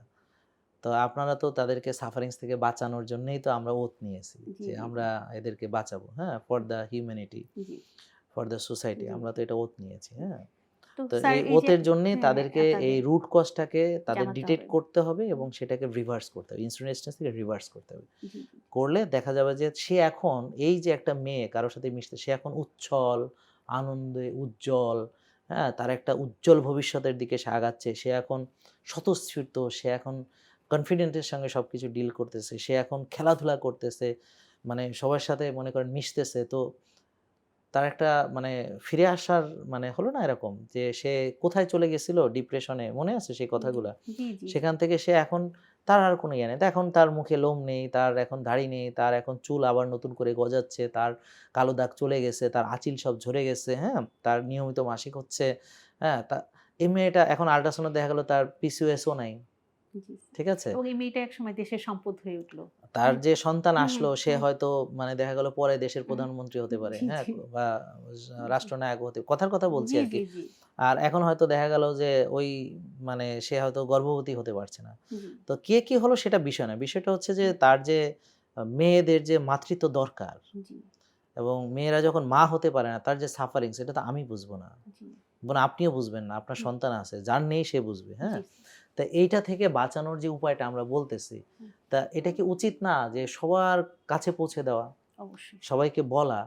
আর এখানে কোনো ওষুধ লাগছে না। মজার ব্যাপার হচ্ছে এটা। কোনো জি, ওষুধ জি, লাগছে কোনো না। অসুবিধা অনেকে যে আছে যে তারা ওজন খুব কম। কিন্তু হ্যাঁ, তার হ্যাঁ। পিসিওডি। এটা জি। কিন্তু সে সে ভাবছে যে আমার তো পিসিওডি নাই। হ্যাঁ, ওজন হ্যাঁ, কম আছে, আমি ঠিক হ্যাঁ, আছি। হ্যাঁ। কিন্তু নীরবে সেই রোগটা কিন্তু তার ভেতরকে ধ্বংস করে দিচ্ছে। জি। এই বিষয়টা যদি স্যার একটু বলতেন। হ্যাঁ, এইটা হচ্ছে ওই যে আমরা বলি উপর দিয়ে ফিটফাট ভিতর দিয়ে, হুম, হ্যাঁ? হুম, এরকম। তো অনেকে আছেন যাদের বাইরে থেকে বোঝা যায় না। তারা একদম ভেরি স্লিম, হ্যাঁ? হুম, একদম মনে হয় যে ওর, কিন্তু দেখা যাচ্ছে যে ওর যখন আমি মানে হোমায়ার করাবো তখন হুম, দেখা গেল যে তার দেখা বেশি আছে বা জি, তার জি, ইনফ্লামেশন বেশি থাকে, সিআরপি বেশি থাকে, জি, জি, ভিটামিন ডি কম থাকে, টিজি বেশি থাকে, হুম, এইচডিএল কম থাকে হুম, বা এর যেকোনো একটা। হুম, হুম, তো এরা আসলে অনেক স্ট্রেসে থাকে, হুম, খুবই স্ট্রেসে থাকে। এদের হুম, স্লিপ কোয়ালিটি অনেক খারাপ থাকে। হুম, হ্যাঁ? মূলত এটিই কারণ। আর হচ্ছে ডিসিপ্লিন থাকে না জীবনে। দেখা গেল হুম, রাত জাগছে, হুম, টেনশন করছে, সঠিক সময়ে ঘুমাচ্ছে না। সার্কাডিয়ান রিদমটার প্রবলেম থাকে। হুম, আর এদের মেন্টাল যে মানে ব্যালেন্সটা থাকে না। যেমন ধরেন আপনি একটা রিঅ্যাক্ট করলো। হুম, ধরেন আপনি মানে হঠাৎ এক্সপ্লোর করলেন। আচ্ছা, বুঝছেন? যেমন একটা মেয়ে সে ধরেন আমরা হিরোশিমা, নাগাসাকি, হ্যাঁ? এগুলো তো অ্যাটম বোম পড়ছিল। হুম, হ্যাঁ? তারপর ধরেন আগ্নেয়গিরির অগ্ন্যুৎপাত আছে না? জি, তো মানুষ যখন সিরিয়াসলি রেগে যায়, রেগে যেয়ে যখন এক্সপ্লোড হয়ে যায়, হুম, তখন ধরেন ওরকম শরীরের ভিতরে এরকম একটা বোমা পড়ছে অথবা শরীরের ভিতরে একটা আগ্নেয়গিরির অগ্ন্যুৎপাত ঘটছে। জি, জি। সব এলোমেলো হয়ে যায়। তো এরা দেখবেন প্রায়ই এই কাজটা মানে করে। ইমোশনাল স্টেবিলিটি ধরে। তো সে এক্সপ্লোড হয়ে যায়। হুম, যে কারো প্রতি, হ্যাঁ? হয়তো সে তার বয়ফ্রেন্ডের প্রতি হতে পারে অথবা হাসব্যান্ডের প্রতি হতে পারে অথবা মা-বাবা কিন্তু। হুম, মানে হুম, মা-বাবার প্রতি হতে পারে। যেকোনো বা হুম, বান্ধবীর প্রতি হতে পারে। হুম, যে কারো মানে সে মানে একদম, হ্যাঁ? সিরিয়াস। তো এই ব্যালেন্সটা তাদের থাকে না। হুম, তো এই ব্যালেন্সটাকে মানে এই যে ধৈর্যের পরিমাণ বাড়ানো, গাবা বাড়ানো, হ্যাঁ? হুম, স্ট্রেস ম্যানেজমেন্ট এটা একটা অনেক বড় ইয়ে। হুম, তো এইজন্য তাদের কাজ করতে হবে যে তাকে বুঝতে হবে যে আমি এই এক্সপ্লোর যে হচ্ছি তা আমার এই যে অ্যাচিভমেন্ট আমি হুম। যে এত কিছু করছি এগুলো সব শেষ হয়ে যায় এক মুহূর্তের মধ্যে। স্যার আমরা তো শুরু করলাম যে প্রথমে সে অনেক কিছু খেলো না, বাদ হ্যাঁ, দিল খাবার। হ্যাঁ, হ্যাঁ, তারপরে সে কিছু খাবার অ্যাড করলো। হুম, তারপরে সে ফ্যাট অ্যাডাপ্টেশনে চলে গেল, অটোফেজি হলো। হুম, এরপরে একটা বিষয় খুবই গুরুত্বপূর্ণ, যোগা এবং ফিজিক্যাল এক্সারসাইজ। হ্যাঁ, এই হ্যাঁ। বিষয়টা নিয়ে একটু বলেন। হ্যাঁ, এটা এটা এটাই হ্যাঁ, বলছিলাম। এটাই। এটাই বলছিলাম হুম, যে ধরেন যারা শুকনা ওদেরকে আমরা কি হুম, করব? ওদের ইনসুলিন দেখে আমরা তাকে হুম, ভাত রুটি ফল দুধ বন্ধ করব ঠিকই, হুম, কিন্তু তাকে সবজি, ডিম, মাছ, মাংস সবসময় একটা ভালো পোর্শনে দিব, হুম, যেন তার স্বাস্থ্য আরো কমে না যায়। আচ্ছা। সে যেন আরো শুকায় না হুম, যায়। এইজন্যে তাকে হুম, ওই যেটা নিষেধ সেটা নিষেধ। কিন্তু যেটা খেতে দিছে ওটা কিন্তু ১ম থেকেই তাকে মাসল বিল্ডিং এর দিকে নিয়ে আসবে। একদম আচ্ছা। From the very beginning. হুম, বুঝেননি কথা? জি, জি, কারণ তার তো মাসল নাই। জি। বুঝতে পারছেন? তার তো মাসল নাই। হুম, তো তাকে ভালো প্রোটিন দিব, তার যেন ওজনটা আরো কমে না যায়, তাকে এজন্য ১ম থেকেই মাসল বিল্ডিং এ দিতে হবে। মাসল বিল্ড আর করতে হবে। তাকে মেইনলি ফোকাস করতে হবে এই যে আপনি বললেন ইয়োগা, হুম, হ্যাঁ? যেগুলো তার জন্য ইজি এবং হুম, তার শ্বাসের নিয়ন্ত্রণ যেখানে আছে, হ্যাঁ? হুম, তারপর শ্বাসের ব্যায়াম, তারপর হুম, ঘাসে হাঁটা, কফি এনামা করা, হুম, রোদ লাগানো, হ্যাঁ? তার যে ভালো লাগার কোনো কিছু করা, সে যদি ছবি আঁকতে ভালোবাসে বা অন্য কোনো কিছু তার কিছু প্যাশন আছে এটা।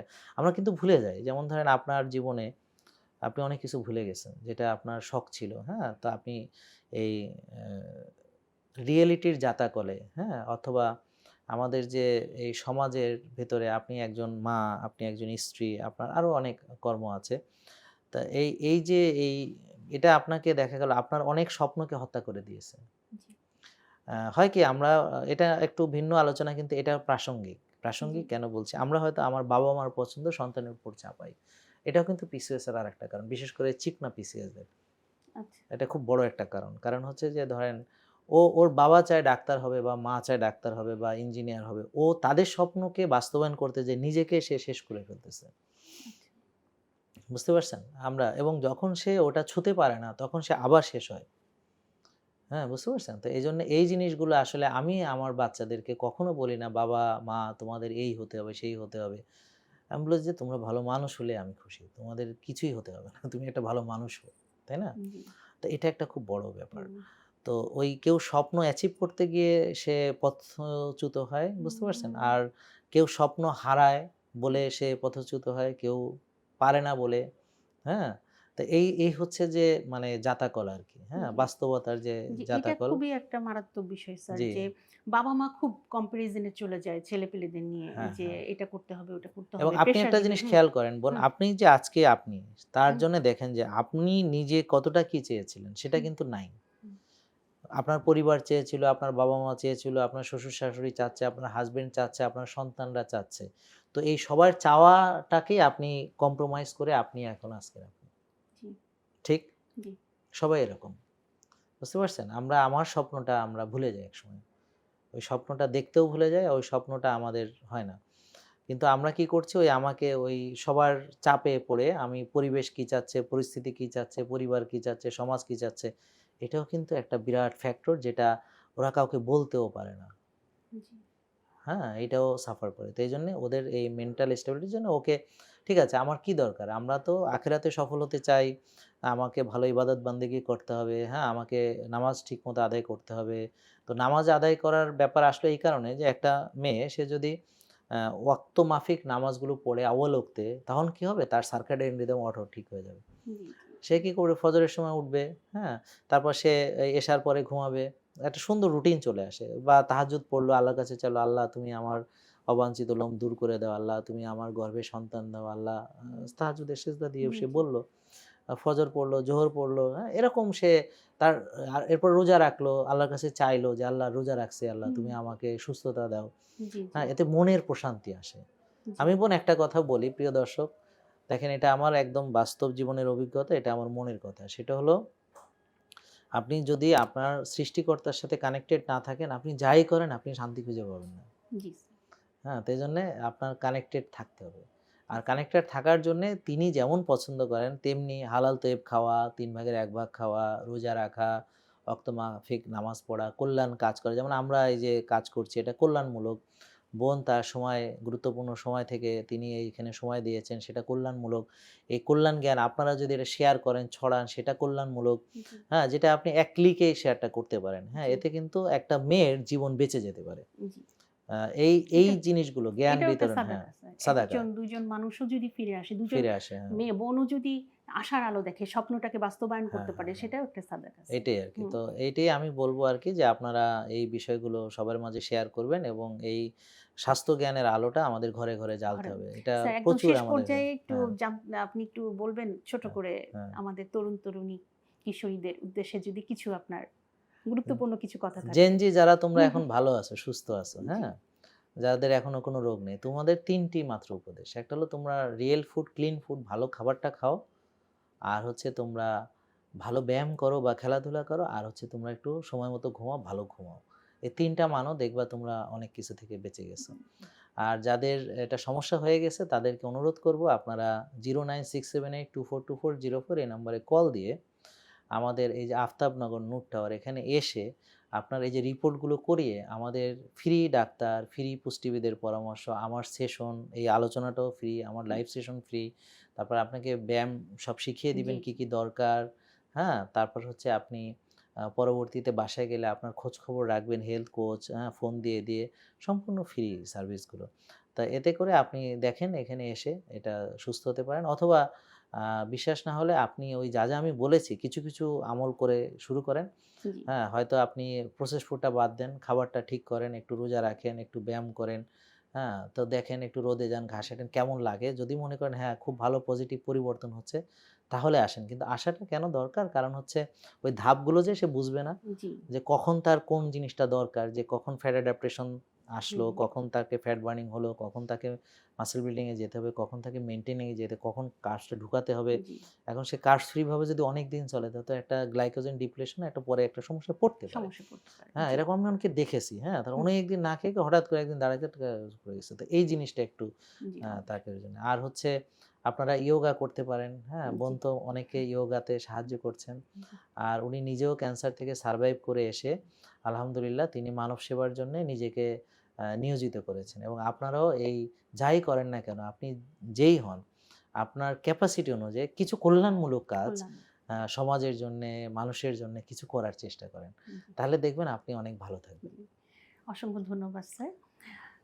আসলে স্বাস্থ্য জ্ঞানের আলো ঘরে ঘরে জালো, মূল বিষয়টি হচ্ছে এটাই, এবং এর প্রতিপাদ্য বিষয় দুইটিকে আমরা হৃদয়ে ধারণ করে আমাদের অনুষ্ঠানটি চালিয়ে নিয়ে যাব। এ পর্যায়ে শেষ করছি। বোনরা, মেয়েরা যারা আছো বা আছেন আপনারা যারা, তারা স্যারের এই মূল্যবান কথাগুলো যদি আত্মস্থ করেন, হৃদয়ে ধারণ করেন, একটু কষ্ট করে, একটু সময় বের করে নিজেকে সময় দেন, নিজের যত্ন নেন এবং সেই অনুযায়ী চলেন, স্যারের পরামর্শ অনুযায়ী চলেন, ইনশাআল্লাহ পিসিওডির মতো এই কালো ছায়া থেকে আমরা বের হয়ে আসতে পারবো এবং আমাদের জীবনকে সুন্দর করতে পারবো, পরিবারকে হাসিখুশি রাখতে পারবো, নিজে হাসিখুশি থাকতে পারবো। সবাইকে ধন্যবাদ। আসসালামু আলাইকুম। ওয়ালাইকুম আসসালাম। জেকে লাইফস্টাইল লিমিটেড, ওষুধ মুক্ত সুস্থ জীবন।